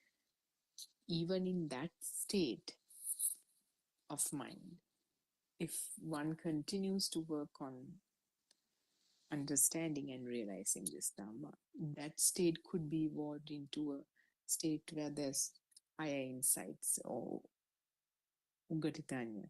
So we know that in history, we've heard that, I think Upatis and called it they after listening to a couple of sentences of this truth, they got to the super awareness. And in the case of Bahya Tero, we know as he listened to uh, seeing is uh, only seeing if there's no seeing and there's no one who's seeing it. And listening is only listening if there's nothing to listen to and there's no one, if there's no one there to listen to. Feeling is only feeling if there's nothing to be felt, there's no one feeling it. And thinking is only thinking if there's nothing to think about, there's no one thinking it. So that was the uh, simple Dhamma that was expounded by Lord Buddha to Bahia. And as he listened to that, he understood the whole Dhamma. So that is a level where there's high insight, and it didn't he didn't come to that state just instantaneously. Leading up to that moment, there has been a lot of um, self work that's been done to understand that. But and then upon listening to this, the understanding was, or the realization was completed. So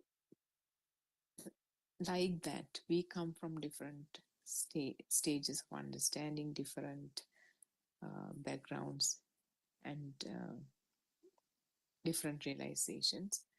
And as we listen to this and do the practical, take the practical approach or the practical path, it the that those states mature into more higher levels with more higher insights.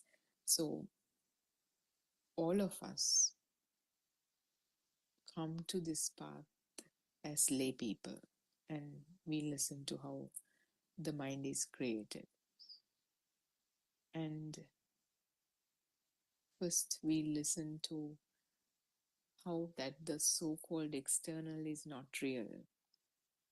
When we, like in the example of the crow, when we listen to something, the mind is so fast, these vibrations are so fast, we hear the crow and we think, oh, a crow is cawing, or whatever it is, or a dog is barking. But how the mind is created, how these vibrations work, how the dependent origination work, we know that it is the merging of sound, image, smell, taste, touch. So, and we know that eyes can only see, ears can only hear, the nose can only smell, the tongue can only taste, the skin can only detect the temperature and the solidity of something. The When we eat a pineapple, automatically the label comes, it's a pineapple, but the tongue can only taste the taste of pineapple. If we really focus on that experience, the experience of tasting pineapple is different to the thought of pineapple. As we eat it automatically, how, because this process happens so fast, automatically the thought that the pineapple is being eaten is it comes to existence. But these are two different functions of two different uh, sense faculties. That is what we slowly understand and realize. And similarly, a thought is a thought. That is the function of the mind. When we touch, let's say we are touching this table or whatever is in front of you, or the fingers can only feel the solidity. If you close your eyes and touch, let's say, a table, the skin of these fingers, couple of fingers, can only feel the solidity of this table. It cannot even touch an entire table. You have to have a very really big hand. But we touch it with couple of fingers, but the idea, the thought comes to the mind that I am touching a table. So clearly two different functions of two different sense faculties. The idea that one idea about whatever you're touching is mind made, it's in the mind. Fingers can only detect the solidity. So if we can see clearly that there's nothing out there, the so-called external world is an experience of the sense faculties. The fact that the mind says this is this is that, I am doing this, I am walking, I am running,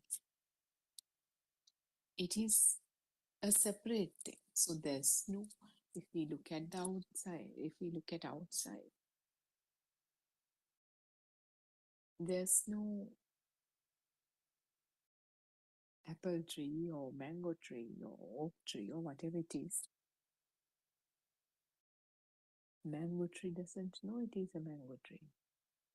As we look at it, the image, as it's not even we look at it, it is the function of the sense faculty of the eye, the faculty of the eye. As the image of the mango tree is seen,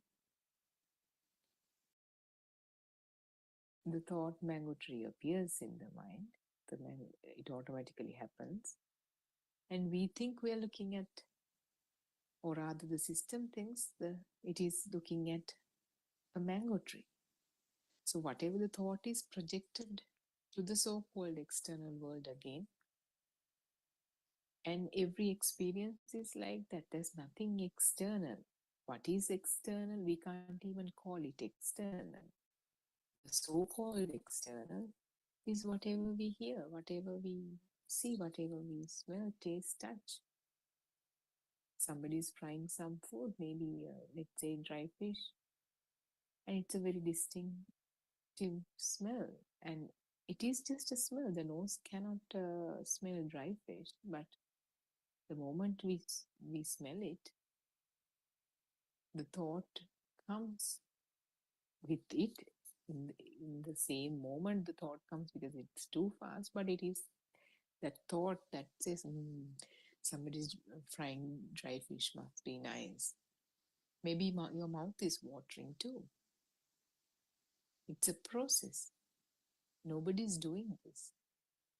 Nobody's um, making the mouth water. It is how the system works. So, what?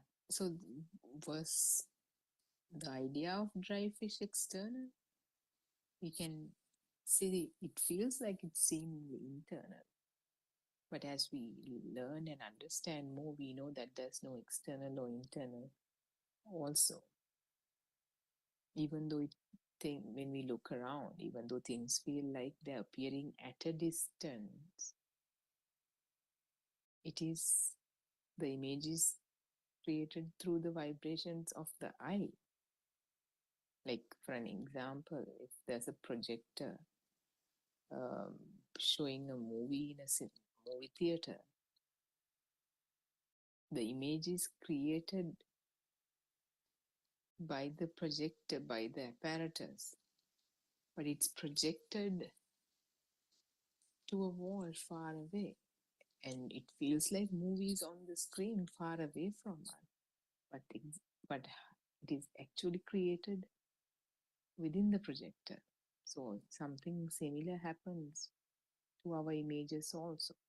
If we think about or if we contemplate on how these VR goggles, virtual reality, we wear these goggles, and uh, there are places that, I mean, you can buy it and you can use it even, and you wear it and it feels like you're under the ocean, or you're jumping off a cliff, or you're in Sigiriya, or whatever it is that virtual reality shows. And they all these images, let's say it's an experience where you're in the ocean, you're deep down in the ocean, and there are sharks attacking you, and it feels so real. The sharks are moving, dive, swimming around you, and then you're in a cage and they're trying to break into the cage. But you know for a fact this is happening inside some room. There's no ocean around you. However much you know, it's very difficult to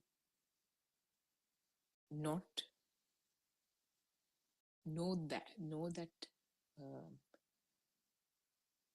know that truth in the moment you're experiencing this, because this experience feels so surreal, so unreal. It, you get deceived. So this illusion is the same way, same exact way. We have an idea that one of the reasons why it's very difficult for us to not know, or kind of think of this illusion as for the illusion it is the three-dimensional nature it has. On the TV, you look at wars being fought, people crying, animals fighting, the jungles, and all these things you see in the TV, and you comment on them, more poor animal, or this politician, I don't like him. He always does this, they always do these kind of things, or whatever you would comment in that thought, all that is real. Yet the TV is just 2D, not even 3D, just flat. And when you switch it off, the animals are gone, the politicians are gone. Yet you don't take back that thought. You don't feel like, oh, I was deceived. There was no politician. This is just a two-dimensional thing. This is just a flat thing. There was no any people or animals or whatever. So this world is like that.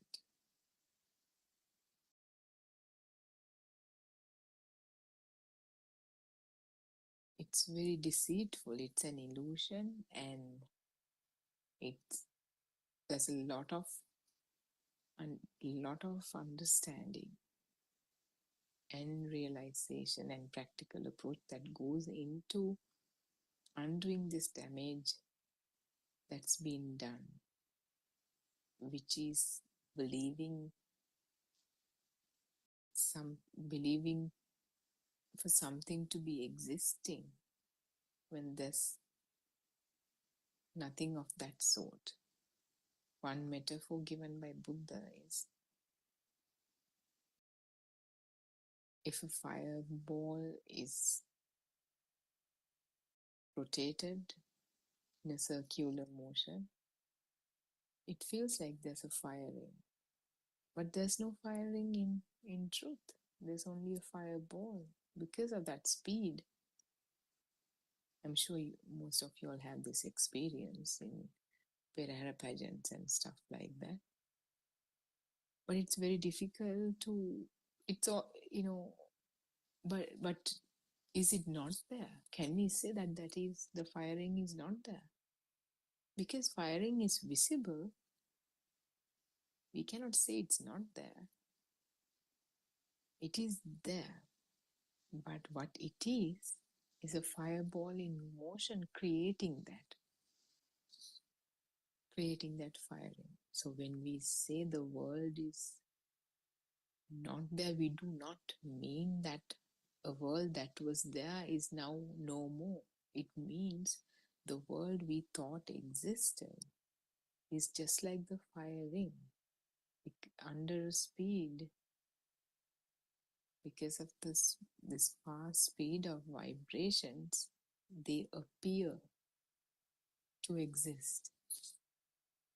Therwan Sarnai, Dr. Ravi. Therwan Sarnai Harshi, Therwan Sarnai Aren Hansa, Therwan Sarnai everyone. Yes, yeah. You said you talked about how this illusion gets created, isn't it? Yeah, Dr. Ravi. Yeah. So, with the example of the fireball, so the speed of the rotation speed of the fireball makes you to feel that it's really a ring-like thing. It's really existing. So that is the mechanism how illusion gets created. So as you said, due to the speed of the thought comes, thought in the sense the stimulation that arise at the faculty level. So due to that speed, we can't figure it out. It is they are separate from um, each other. So it feels like it's a continuous thing. It's like the river, a river. So if you take some water from one place of the river, it's just water. But when water moves in rapid speed, we call it a river. But still there is water. So likewise, the firing has the fireball. It rotates in a very rapid speed, so we will be not able to see that particular fireball. What we can see is the ring of fire. So all these scenarios are more or less similar. So due to the speed, we tend to feel something was not there before. So fire ring was not there actually. There was only the fireball. But due to the speed, we won't see this fireball. Instead of that, we will see the ring of fire. But ring of fire is not actually is there. It is the illusion. We tend to see there's a fire ring instead of a single fireball. Likewise, we won't see the drops of water or molecules of water. But you just looking at a river, you see the river flowing water in a certain speed. So from that we can understand this speed. The speed is the causative fact for everything. The speed makes us to feel that something is there, but actually that is not the one it's there. So we feel like firing is there, but it is not true. So that's why in when you explain these fire aggregates,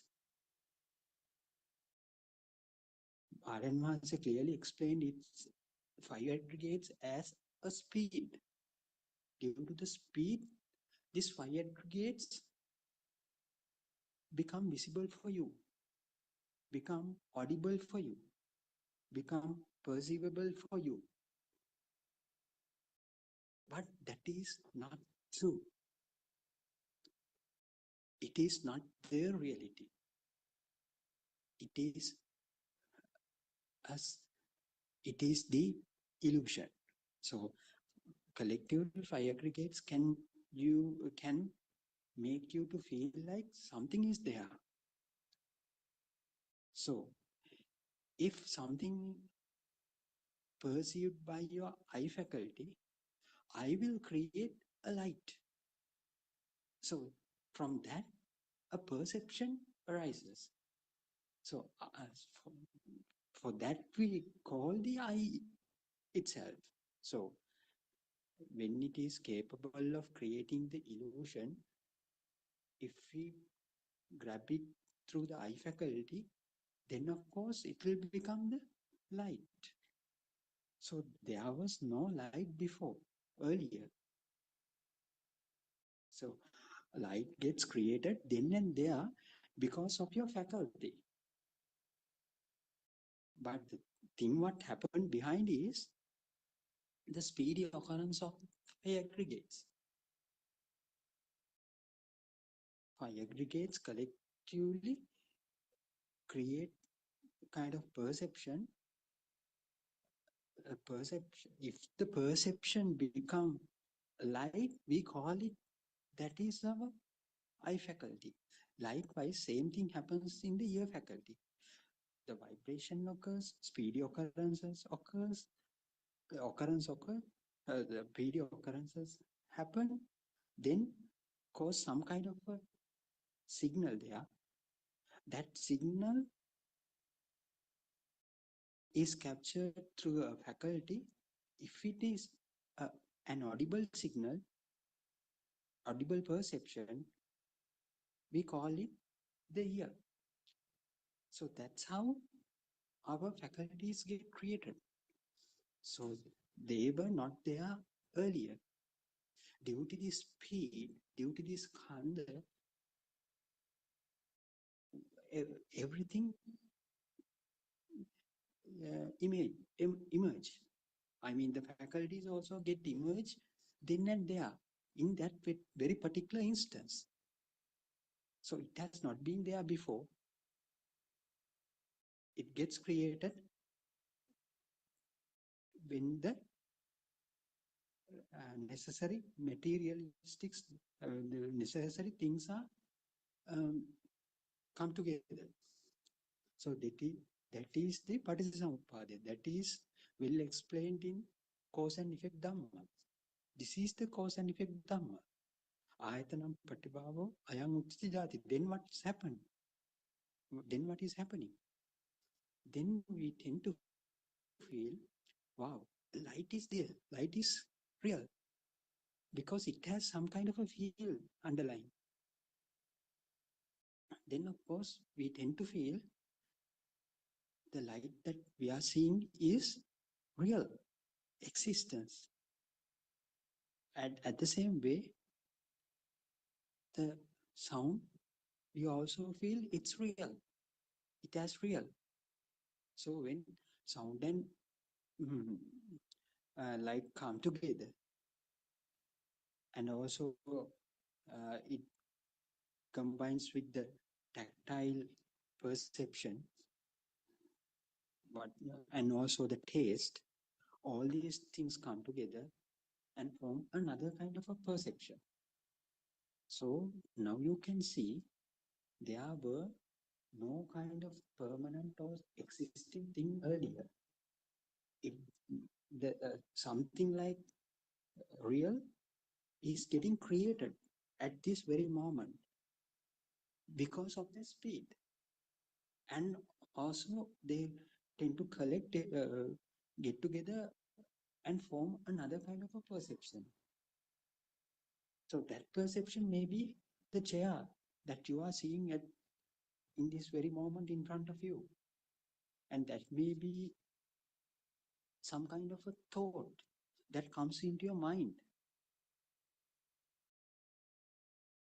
So likewise, then the previous qualities of the initial faculties at the faculty levels we had, something is they are feeling, will be also they are carried forward to this newly formed perception as well.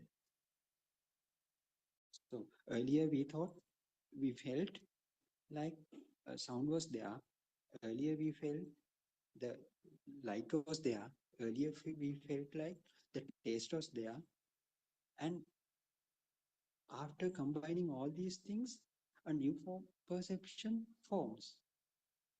That perception may be a chair, maybe the mother, maybe your friend, maybe some kind of another previous thought that comes into your mind. So, so all this existent field is also there in that new perceptions as well.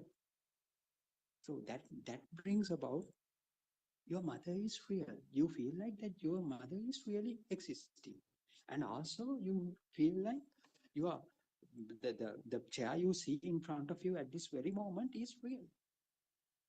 So it has not been made real by anyone else. It automatically happens. Why this real reality feeling comes? Because we tend to take the light as real. We tend to take the sound as real. We used to take the taste as real. The newly formed perception that has been made through this all perceptions, we also feel it is existing. But see this how this magic works, how this magic happens. There was no one there earlier, and now even there is no one. The mother gets created then and there. The chair gets created then and there. But it has some kind of an existing feel there. It's real. Like we feel like it's real. Then of course what will happen? Then another magic happens. If something is there, there in the similar way, yourself also get created in the same manner. The when you go in front of a mirror, you see yourself, your reflection in the mirror. So then that reflection itself has been made from all these five perceptions: light, uh, sound, taste, and all these things. Uh, it they also has the same qualities of existing. Then, of course, what will you feel? You feel like the image that I am seeing through the mirror is also as real. So then you tend to feel, I'm also real. So there is no one did it, not by you either. It has been automatically created. Why? What is the causative fact that made you to think that you are real? That is because it has some quality that made you to think that it make you to feel that it's existing. That existent power itself make you to think that it's real. So for that existent power, we call in Pali terms the itta perception or the itta sanya. So being, if you call, if you take a human being, if you take some other animal, or if you take whoever that thinks it's alive, it has this itta or alive perception. That is the causative thing that make you to feel that you are a living being. But what Lord Buddha said is very logical. He announced this world, try to understand this entire process. He asks us to try to understand this entire process.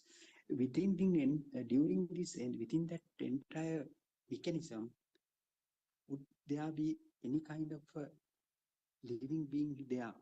No. Due to the speed, everything gets created. Due to that same speed, you tend to feel like it's really existing. There is no kind of a living being here. That is the message that Lord Buddha wanted to convey us.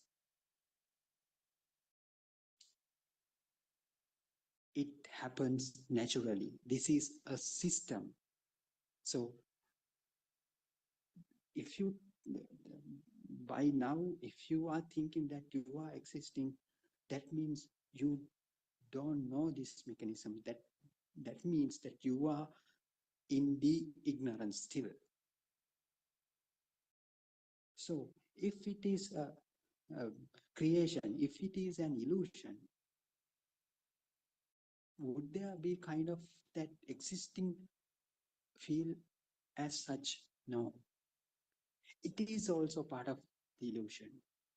The existing feel is also illusion. So what happens is, but since we came such a long way, we still feel that we are living. So in that angle, we are helpless. But Buddothpado clearly shows what the Buddha's message was. Buddha's message is the Nisato Nichivo Sunyo.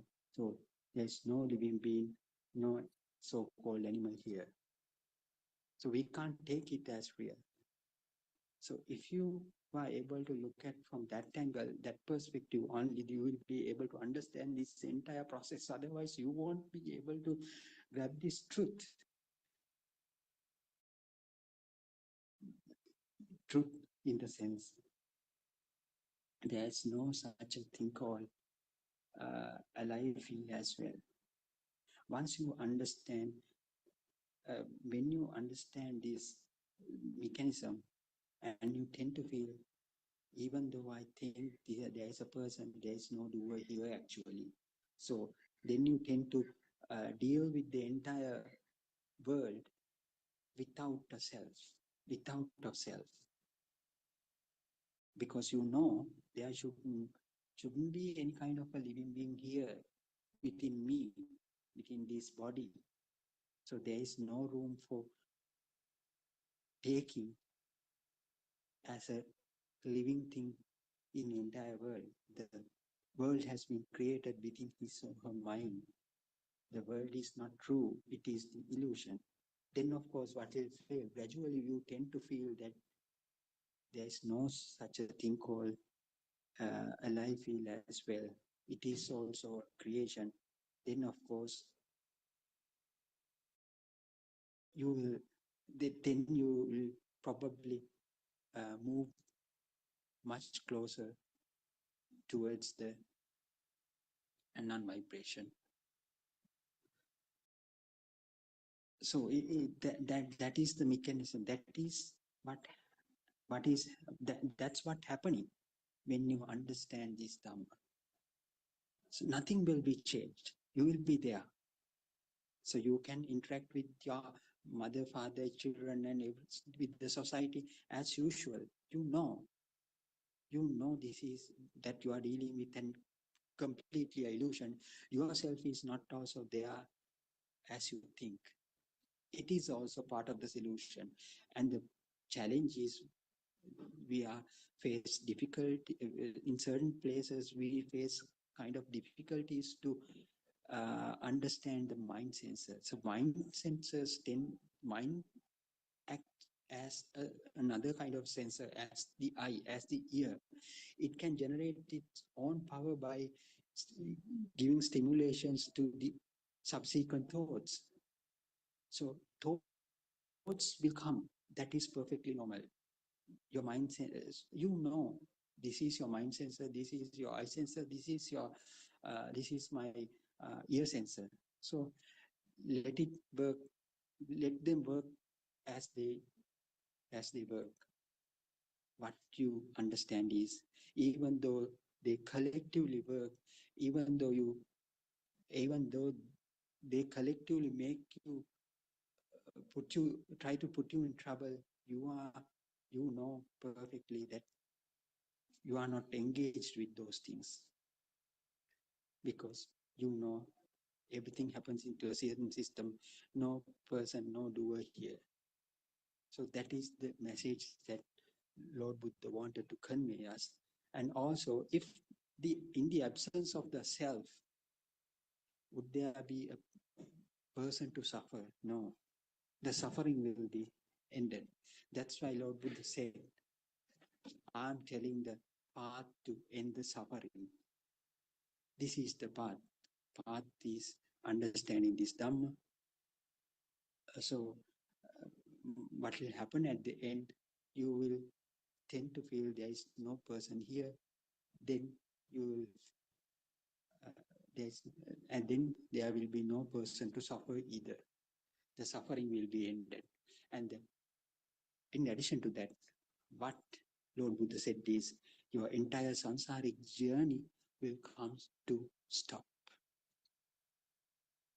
The samsaric journey is it is a kind of a spark that propagates one from the other to the another one.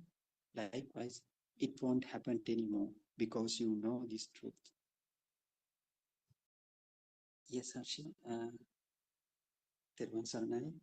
Yeah, Theruvan Harshi, Saranai, Doctor. Arana here with us. Terwan Yeah, Saranai, yes. Theruvan Saranai, Yes, Harshi. I think our advance was throughout the entire discussion today. Yeah.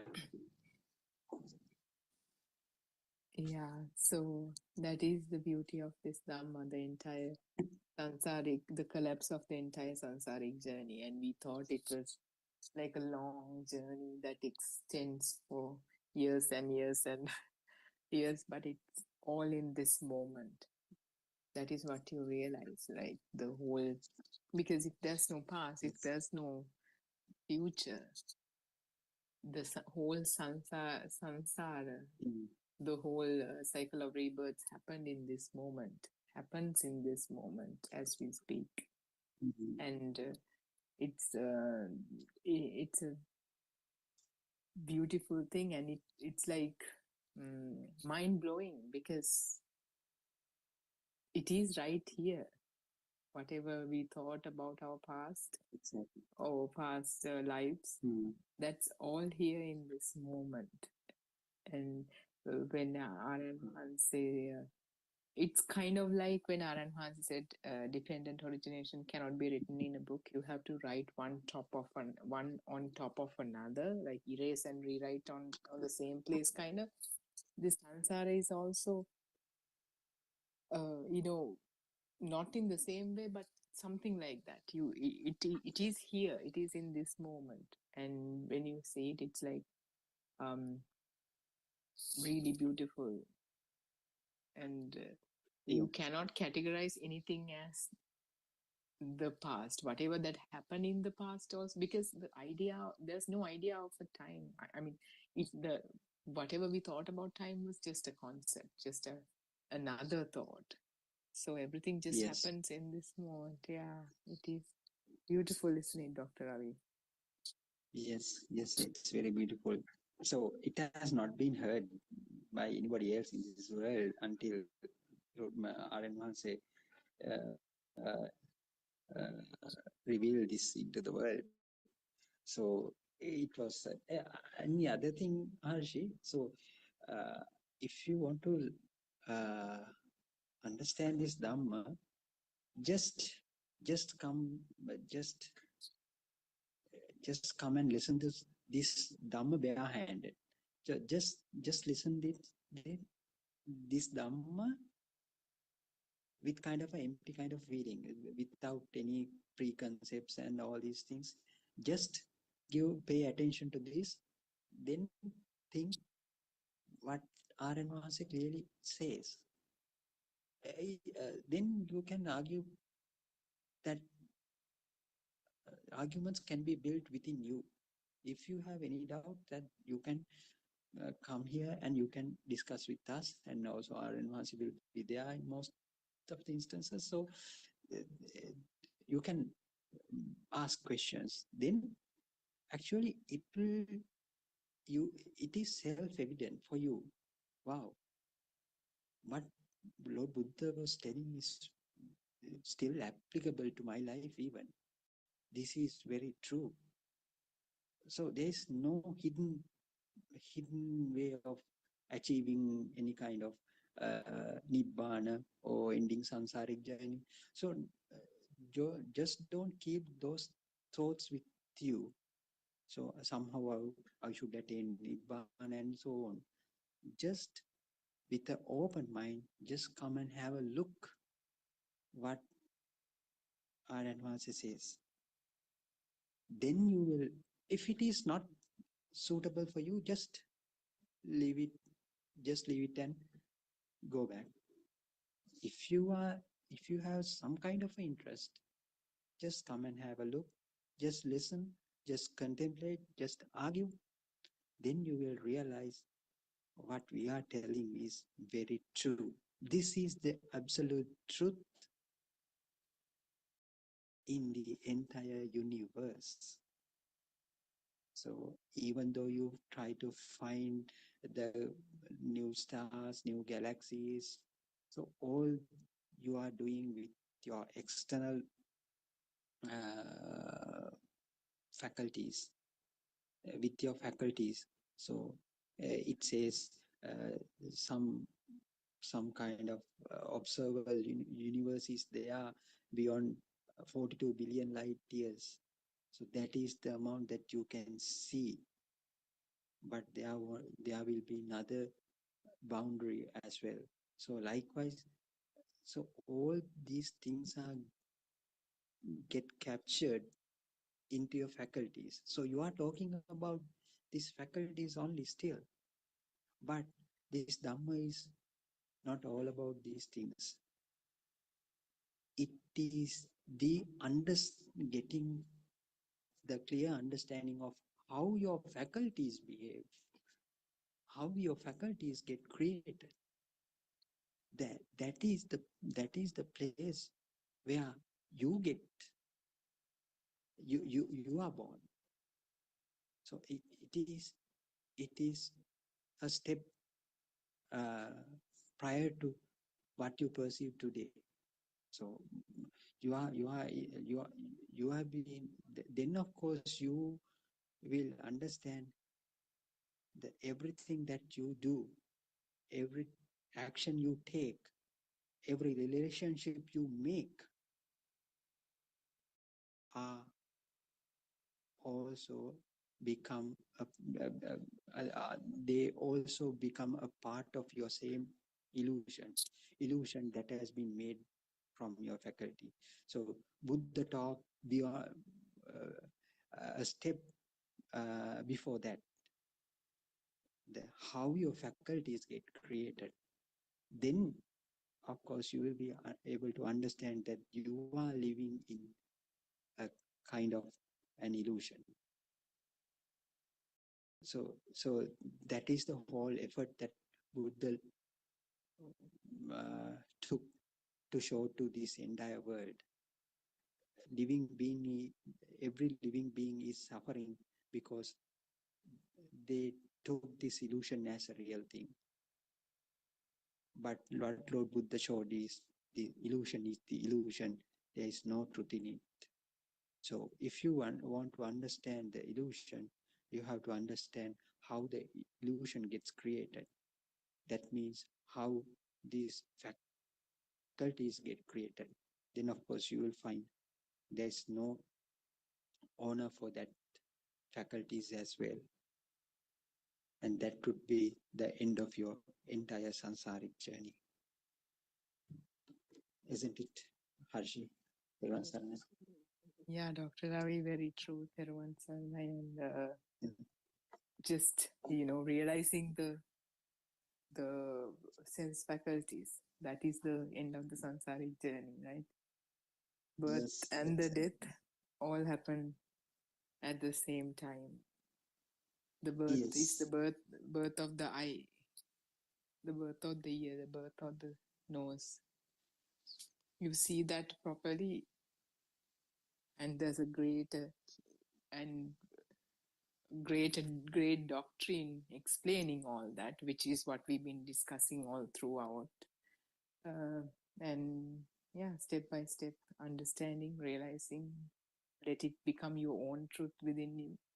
And you start as a person in ignorance, as a lay person, and that Mhm. state of mind is transformed and becomes nirvana itself. I mean, there's nothing called nirvana. There's no, it is the absence of suffering. Nothing fancier than that. It's just that. What happens is the internal burning is diminished and dissolved, and the so-called self is, the sense of self is diminished. And what is Yeah, left is nothingness, emptiness. exactly. Yes. Yeah, Dr. Ravi, I think we have come to the end of the session. Shall we conclude then for today? Yes, yes, yes, we can conclude. Yes, Ashi. Yeah, Arana, so we would like to conclude the session with your permission. We uh, we pay homage to you, Arana, at our feet. Teruvan Saranai. Teruvan Saranai, everyone, for joining Dr. Ravi, Lakshmi Namali. Okay. Let's meet again tomorrow. Thiruvan Sarna Harshit. Teruvan Thank you very Saranai. much. Thank you. Thiruvan Sarna Aaron. Thiruvan Sarna everyone.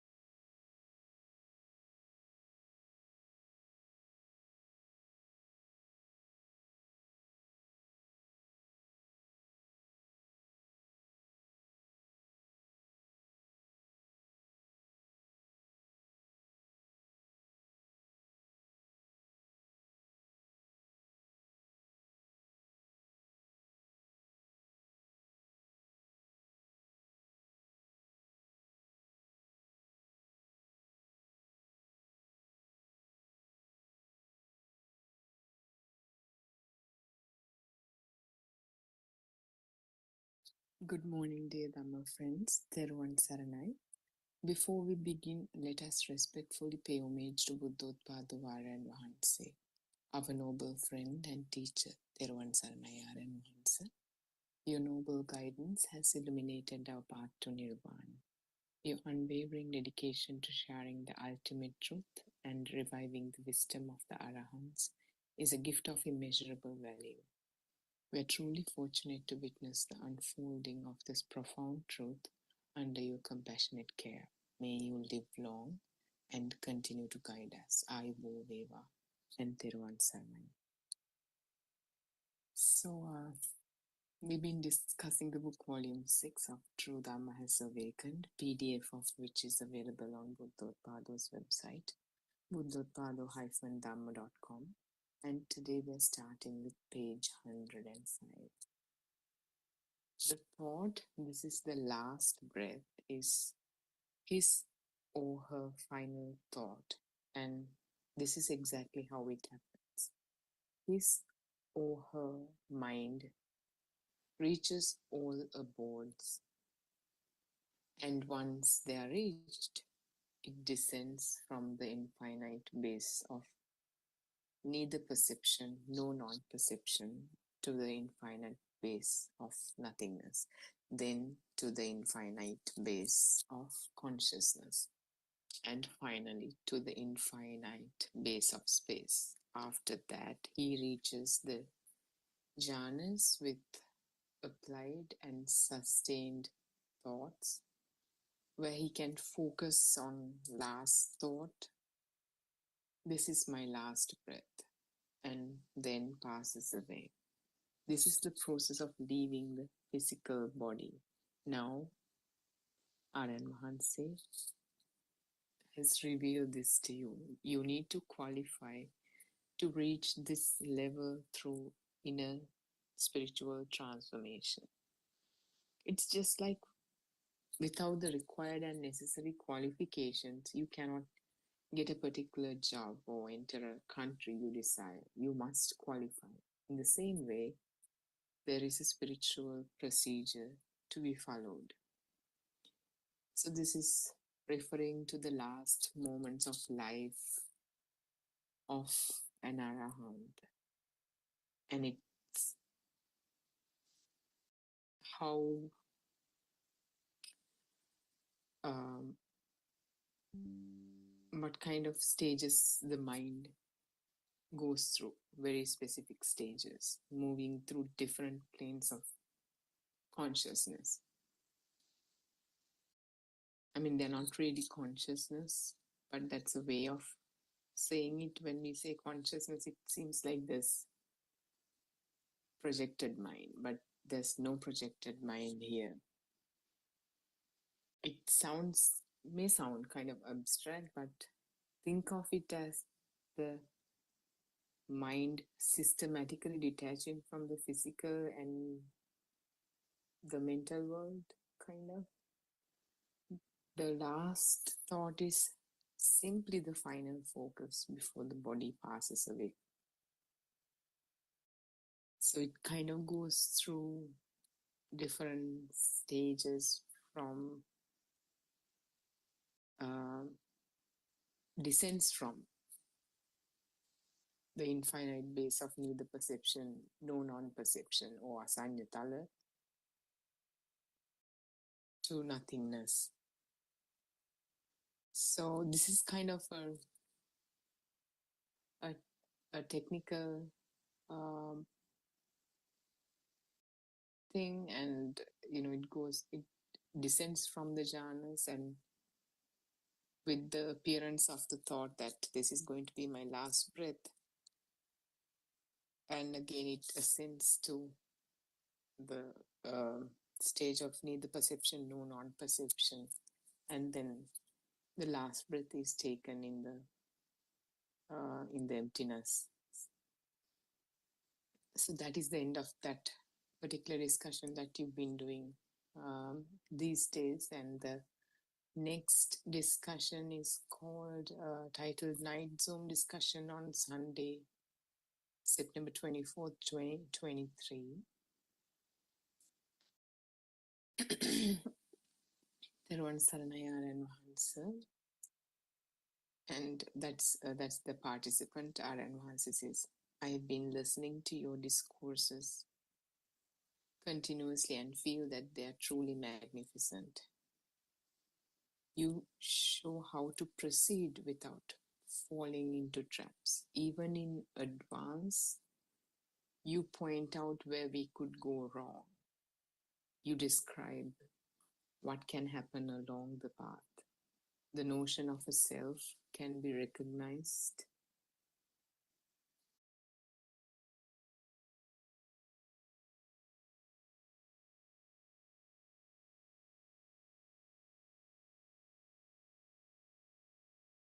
Excuse me for a moment.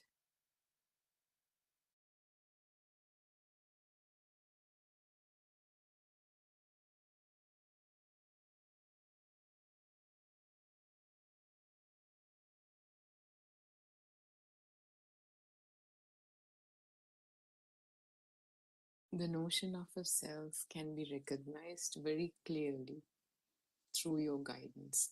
Isn't it true that it's only because of the notion of a self that selflessness becomes invisible? When the notion of an individual self does not exist, selflessness continuously manifests. Am I right? Aryan Mahanse answers, you're correct. This can be observed only through a transcending conscious mind, one that goes beyond sensory awareness, called Aviññānika Manasa, or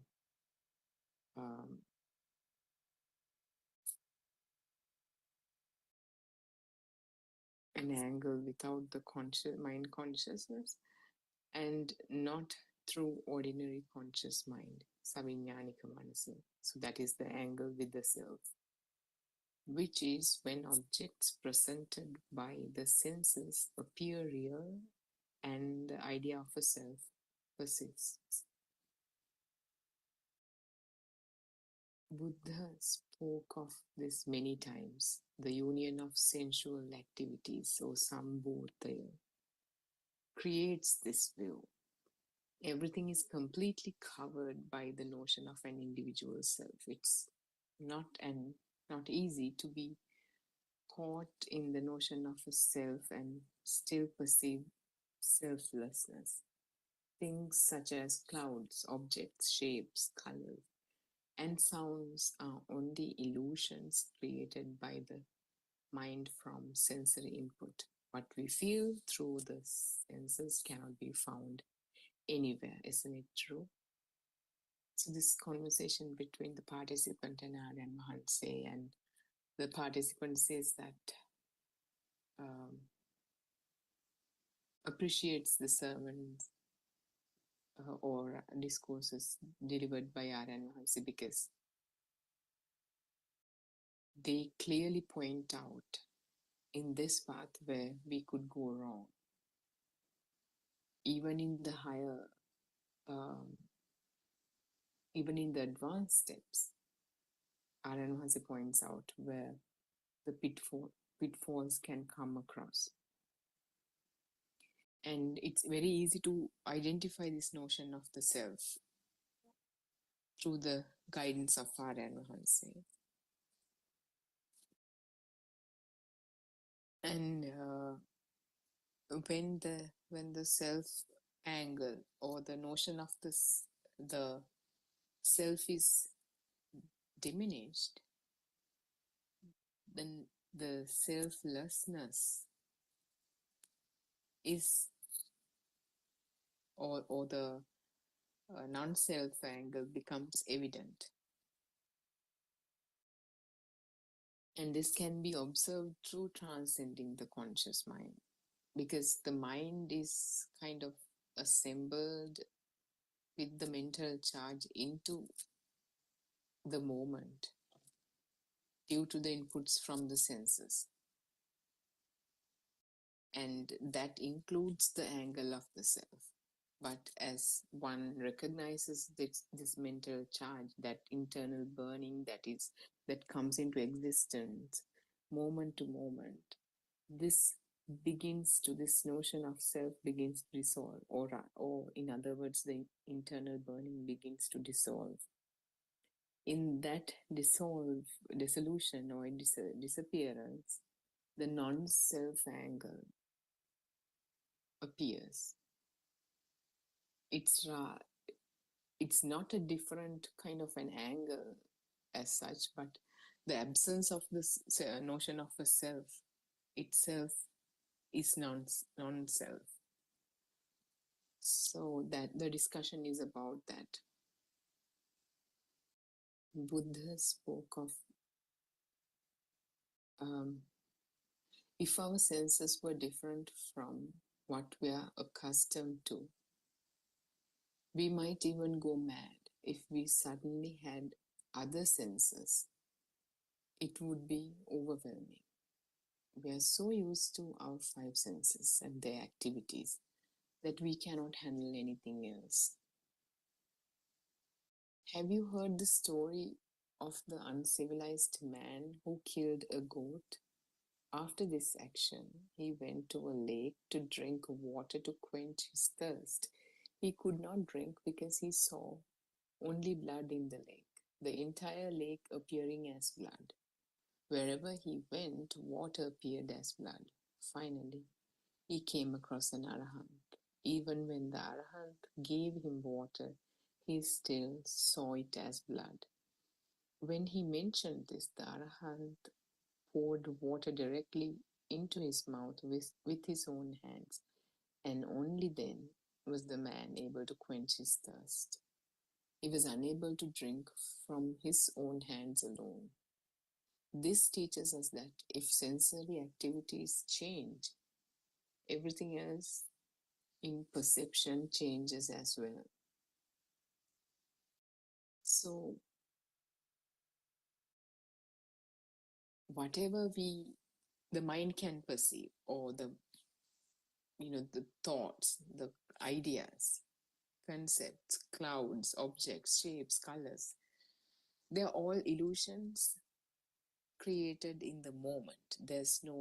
We can't say this phone was here a while ago. That's believing in the illusion. When someone sees the truth, he or she realizes that as you see the phone right now, or the computer, or Apple, or whatever you see in this moment, it comes into existence in this moment as a combination or an emergence of inputs from the five senses. So the thought, a computer exists here, comes into existence, or the apple, or whatever the object. Whatever the object that we can think of, it's a mental object that is created from manifestations of vibrations, or light, sound, smell, taste, touch. When we examine any mental object, we can see that there's a component of light there, or colors. There's a component of sound there, or a label, or a name. There's a component of smell there. If we zoom in on that mental object, you can almost smell it, almost touch it, almost taste it. So when our enhancer says 5 different kinds of waves or vibrations come together for the 6th one to be created in the moment, it's the same thing as that mental object having all the aspects of these sensory inputs. So there's nothing that exists without these, in other words, perceptions from these 5 senses. And when that object, whatever the object that becomes the focus object in this moment, comes into existence, the mind that's based on the ignorance obviously assumes that it's experienced by a person due to the ignorance. I see this. I am the person to whom this object appears. I am the person to whom this sound comes. I'm the person to whom who can smell this, who can taste this, who can touch this, who can think this.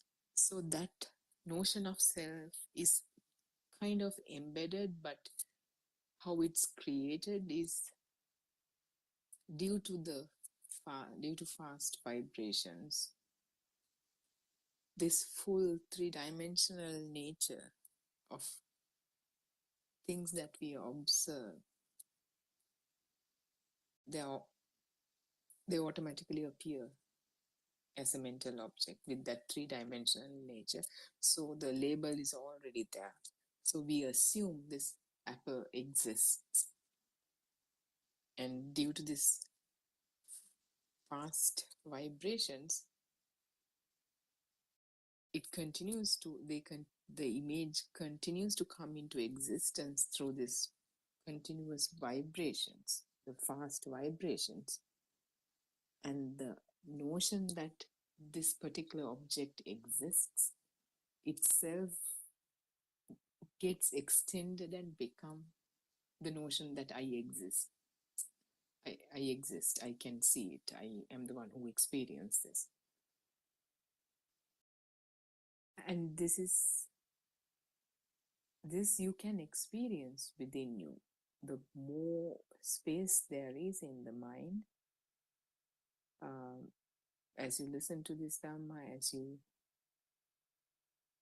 get on to the practice, the practical approach, as you practice it daily in every moment, there are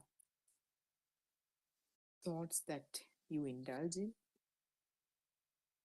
the so-called you indulge in, you are able to see the truth in that as you indulge in it.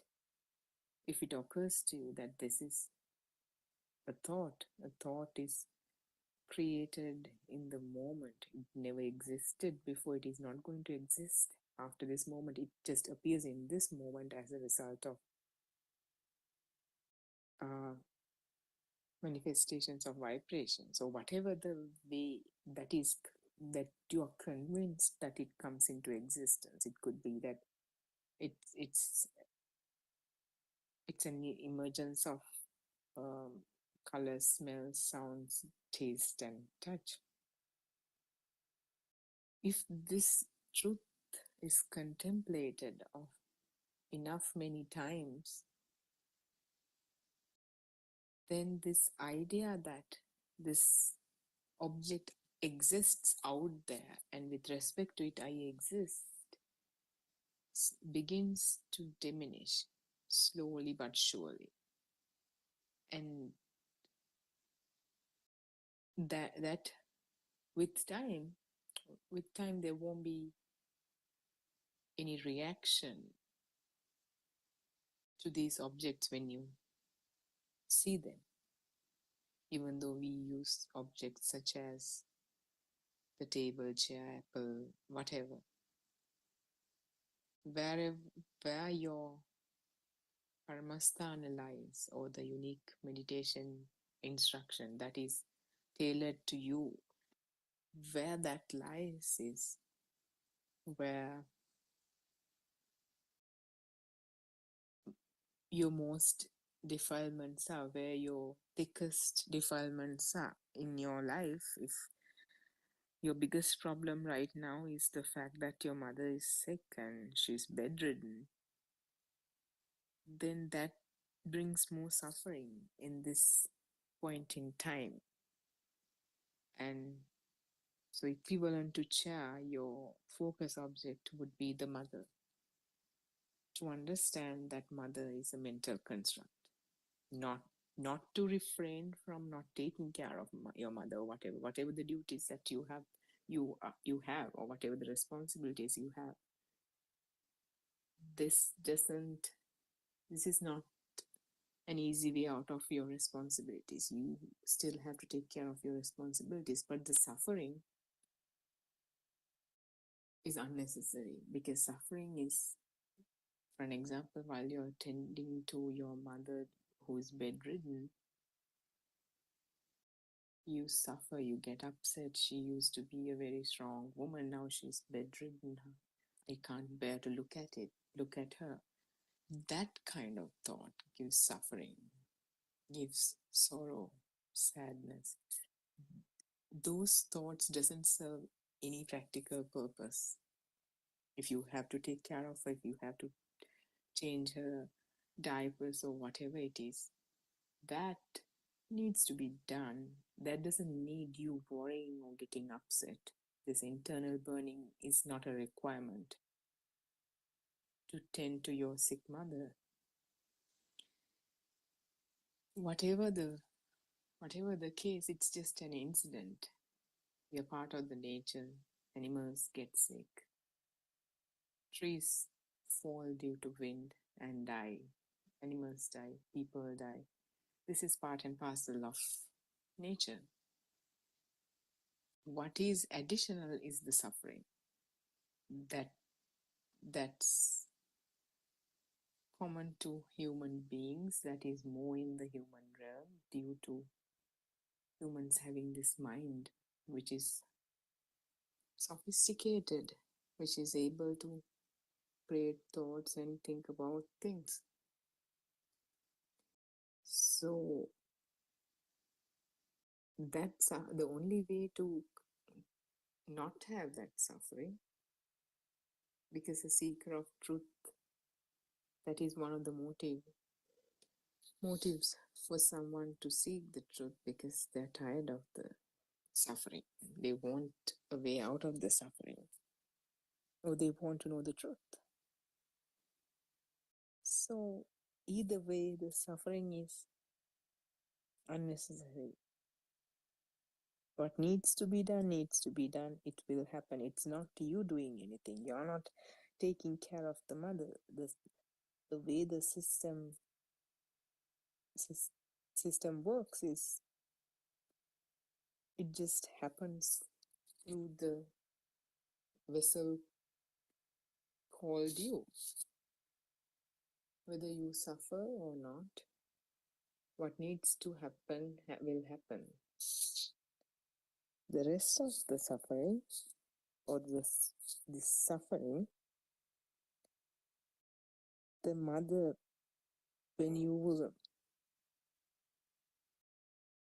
born, you didn't know who your mother was because you couldn't talk. This mind was not developed enough to recognize a mother. Somebody had to tell, your mother had to introduce the idea of the mother, the label the mother to you. As you started talking, as you begin to talk as a child at the age of 1.5 or 2, 1.5 or 2, whatever that age may be, the image of the mother is shown to you, would appear before you, and the mother will ask you to call her the mother, Amma. This sound will be given to you through the ear, and that whatever the sound that comes through the ear is a vibration, and that you're made to, or rather the system was made to mimic that vibration through by vibrating the vocal cords. So with many attempts, after many attempts, a kid will utter the word mother, father, and all these objects. That is how this combining of that image to the sound is how the mental object of the mother came into existence in the child's mind. So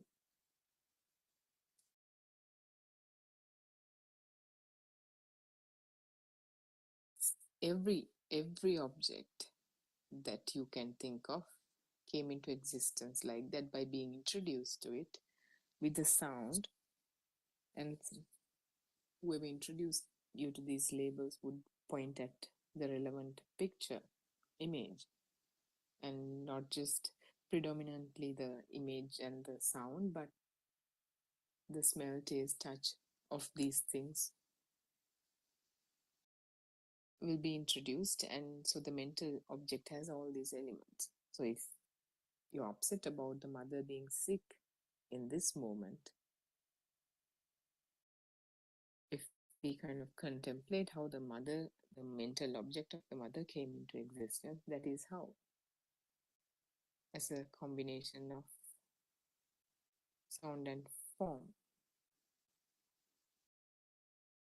And if every time there's some sort of pain when you tend to this, your mother, if you can see that there's no mother out there, that the label that's given before to that image, that mental object appears in the moment, and we look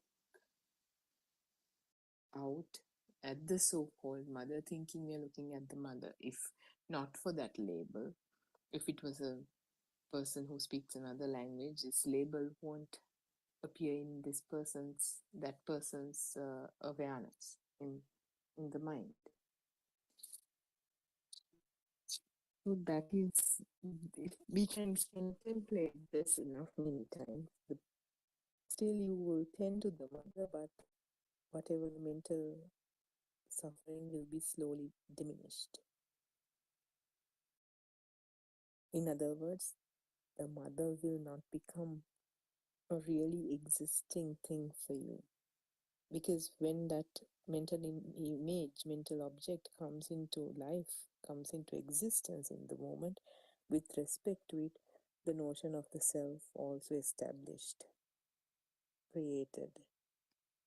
So when this truth is seen,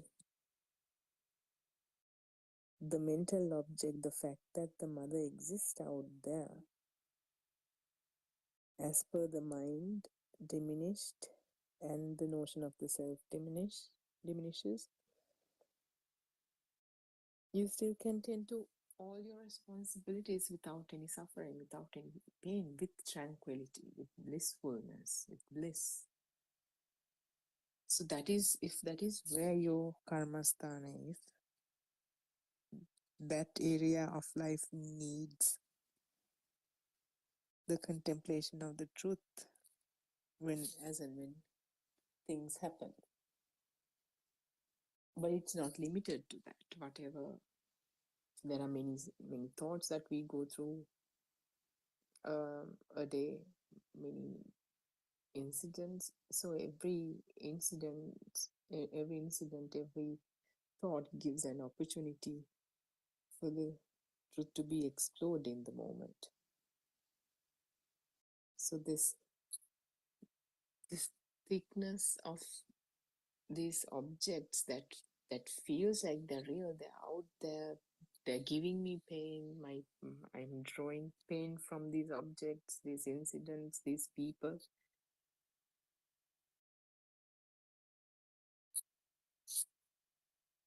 Excuse me.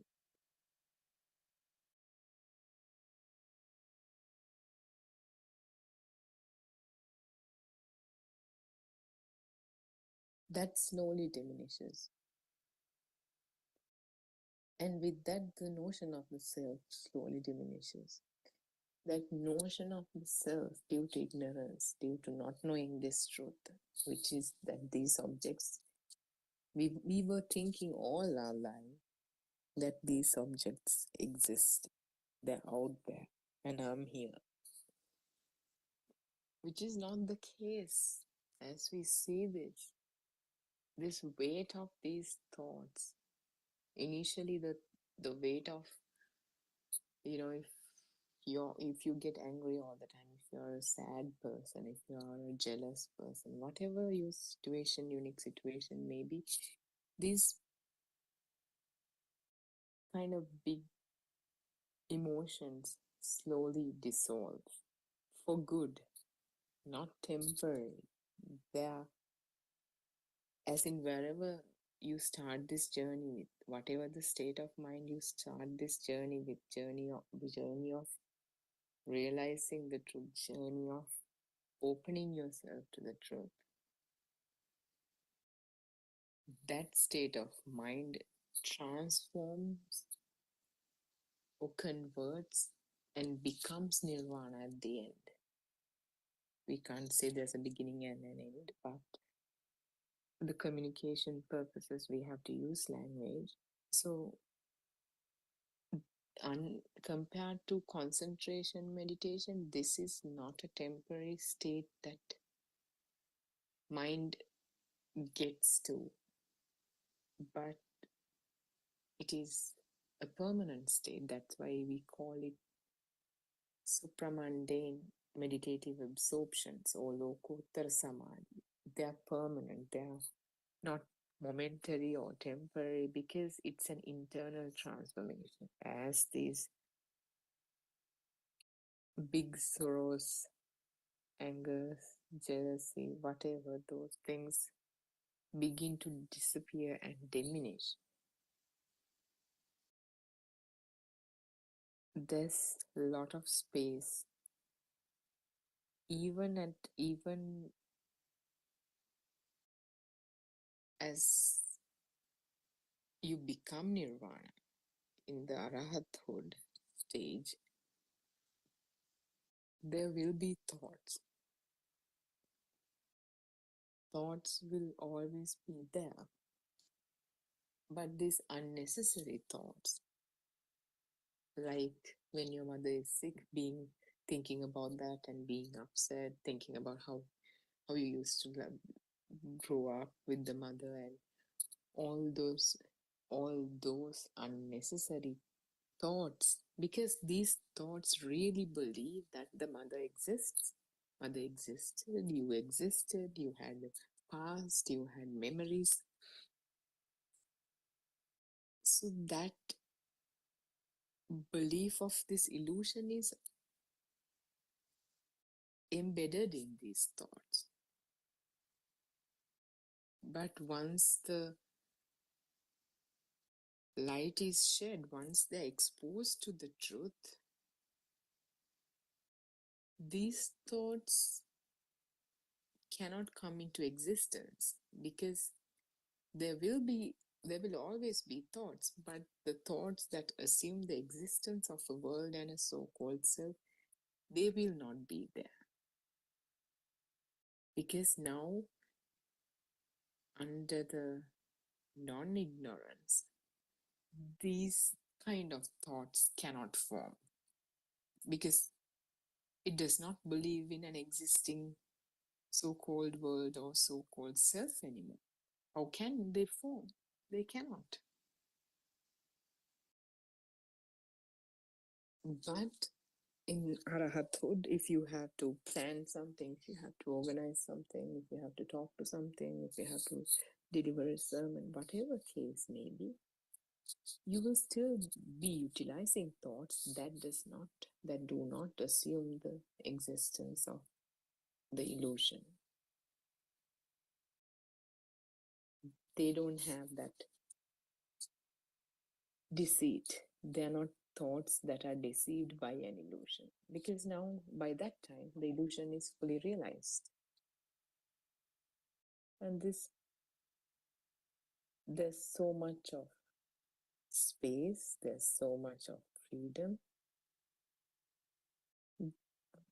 Around there could be all kinds of noises, all kinds of chaos, but there's no reaction to it, not by choice or not by no choice. It's just the way it is, because this this this state doesn't assume the existence of the so-called world and the so-called self. The world doesn't become real. What would it think about? If the apple is not real to this state of, we can't even say state of mind, just a state, then would it continue to think about an apple? So there's always this internal solitude, this silence, this, Aryan Maharshi says, you'll be amongst, in the middle of a crowd, in the middle of a fire, just like a cube of ice. Because this internal silence, that's, nobody can take it away. That's a permanent state. The initial state of mind with which this person started the journey now is slowly transforming into the silence, the emptiness, this internal solitude, this tranquility, nirvana, slowly becoming the nirvana. Gradually.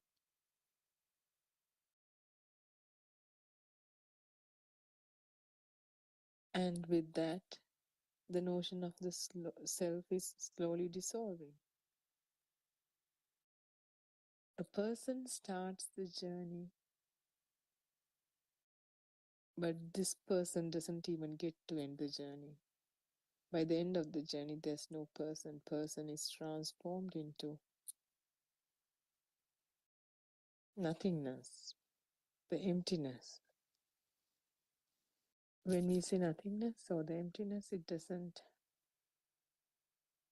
necessarily mean the simpler surface level meaning that it's famously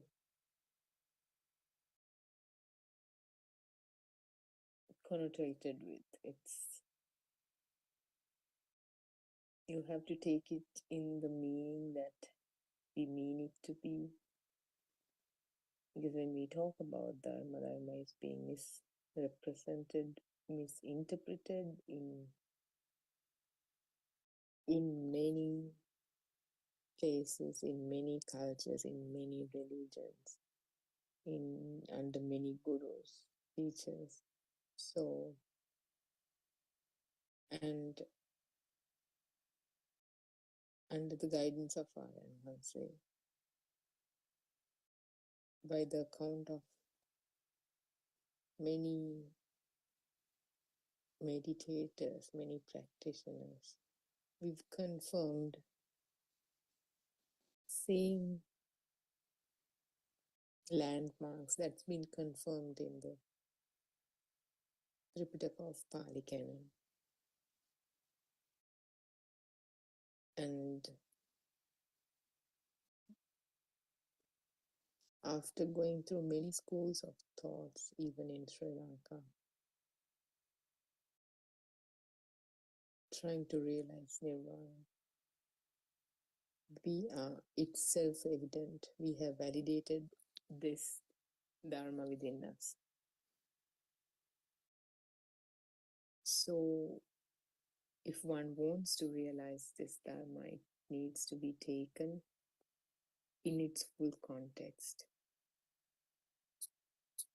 You cannot bring the meaning of emptiness from some other school of thought and apply it in this teaching and expect to realize nirvana, because even though it's pronounced and spelled the same way, the meaning is it's meant in different context. Here, if you want to realize this,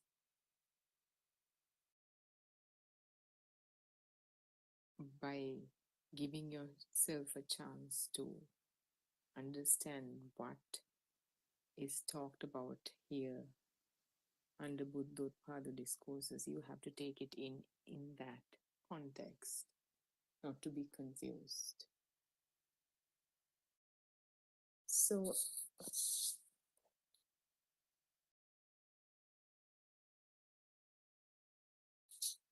that is a request that we have to make for you, because that way you can really get the benefits of spending time here trying to understand this. And there have been many discussions lately through other Zoom sessions about these other schools of thoughts and how concentration meditation cannot take you to nirvana. If you have a very scattered mind, true enough, it can help you to have a concentrated mind so that you can see this Dharma. But concentration alone cannot take you to nirvana. This is clearly said in the Tripitaka of Pali Canon. Buddha had clearly said that self-identifying view, Sakkaya Ditthi, the doubt, Vicikicca, self-indulging thoughts and patterns, Silabbata Paramasa, these are the first three fetters of the 10 fetters. They cannot be broken by meditation. They cannot be broken only by listening to the wisdom of truth, Satya Jnana, or by listening to Dhamma. Self-identifying view, Sakkaya Ditthi.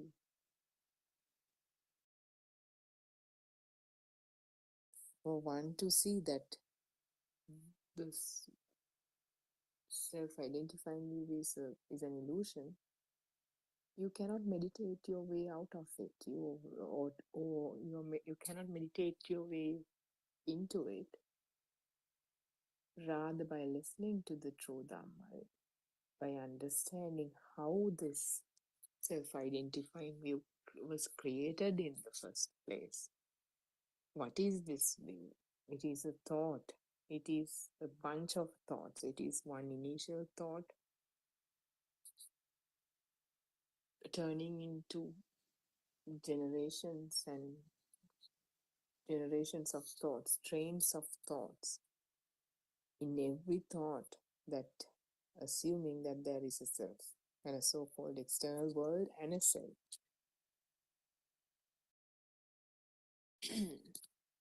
So this notion of the self is a thought.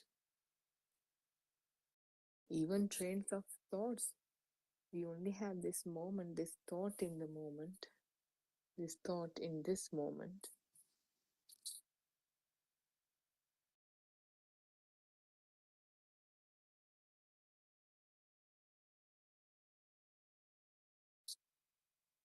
How did this thought come into existence? What is a thought?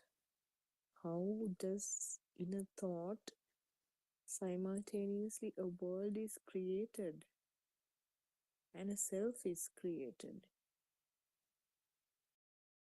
That is the beauty of this Dhamma. You have to listen to this, intellectually understand this, try to inquire within you.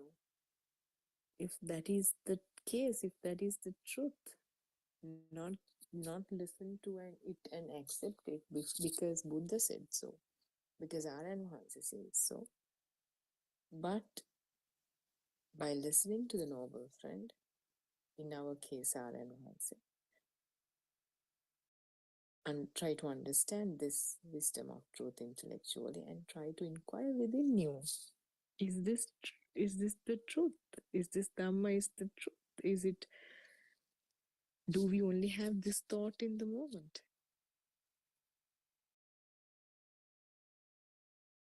If so, how so? How is this thought created?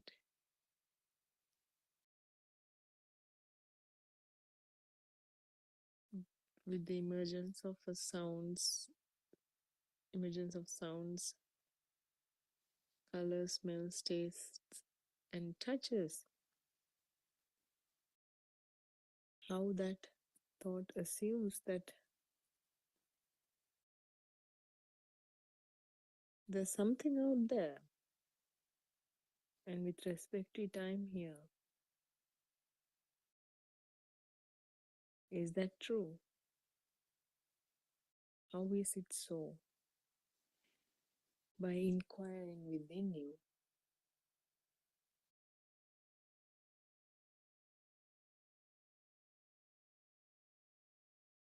you can see how that can be true, how that is true. As you continue to see this truth,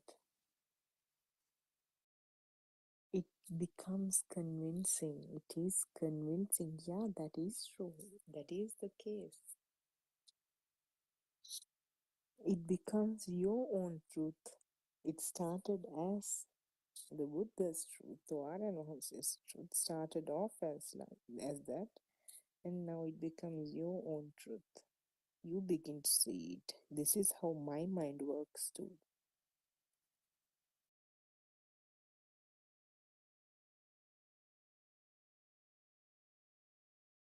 So the notion of the self, perception of the self slowly diminishes, which carries this burning, which carries this stress all throughout the day, moment to moment.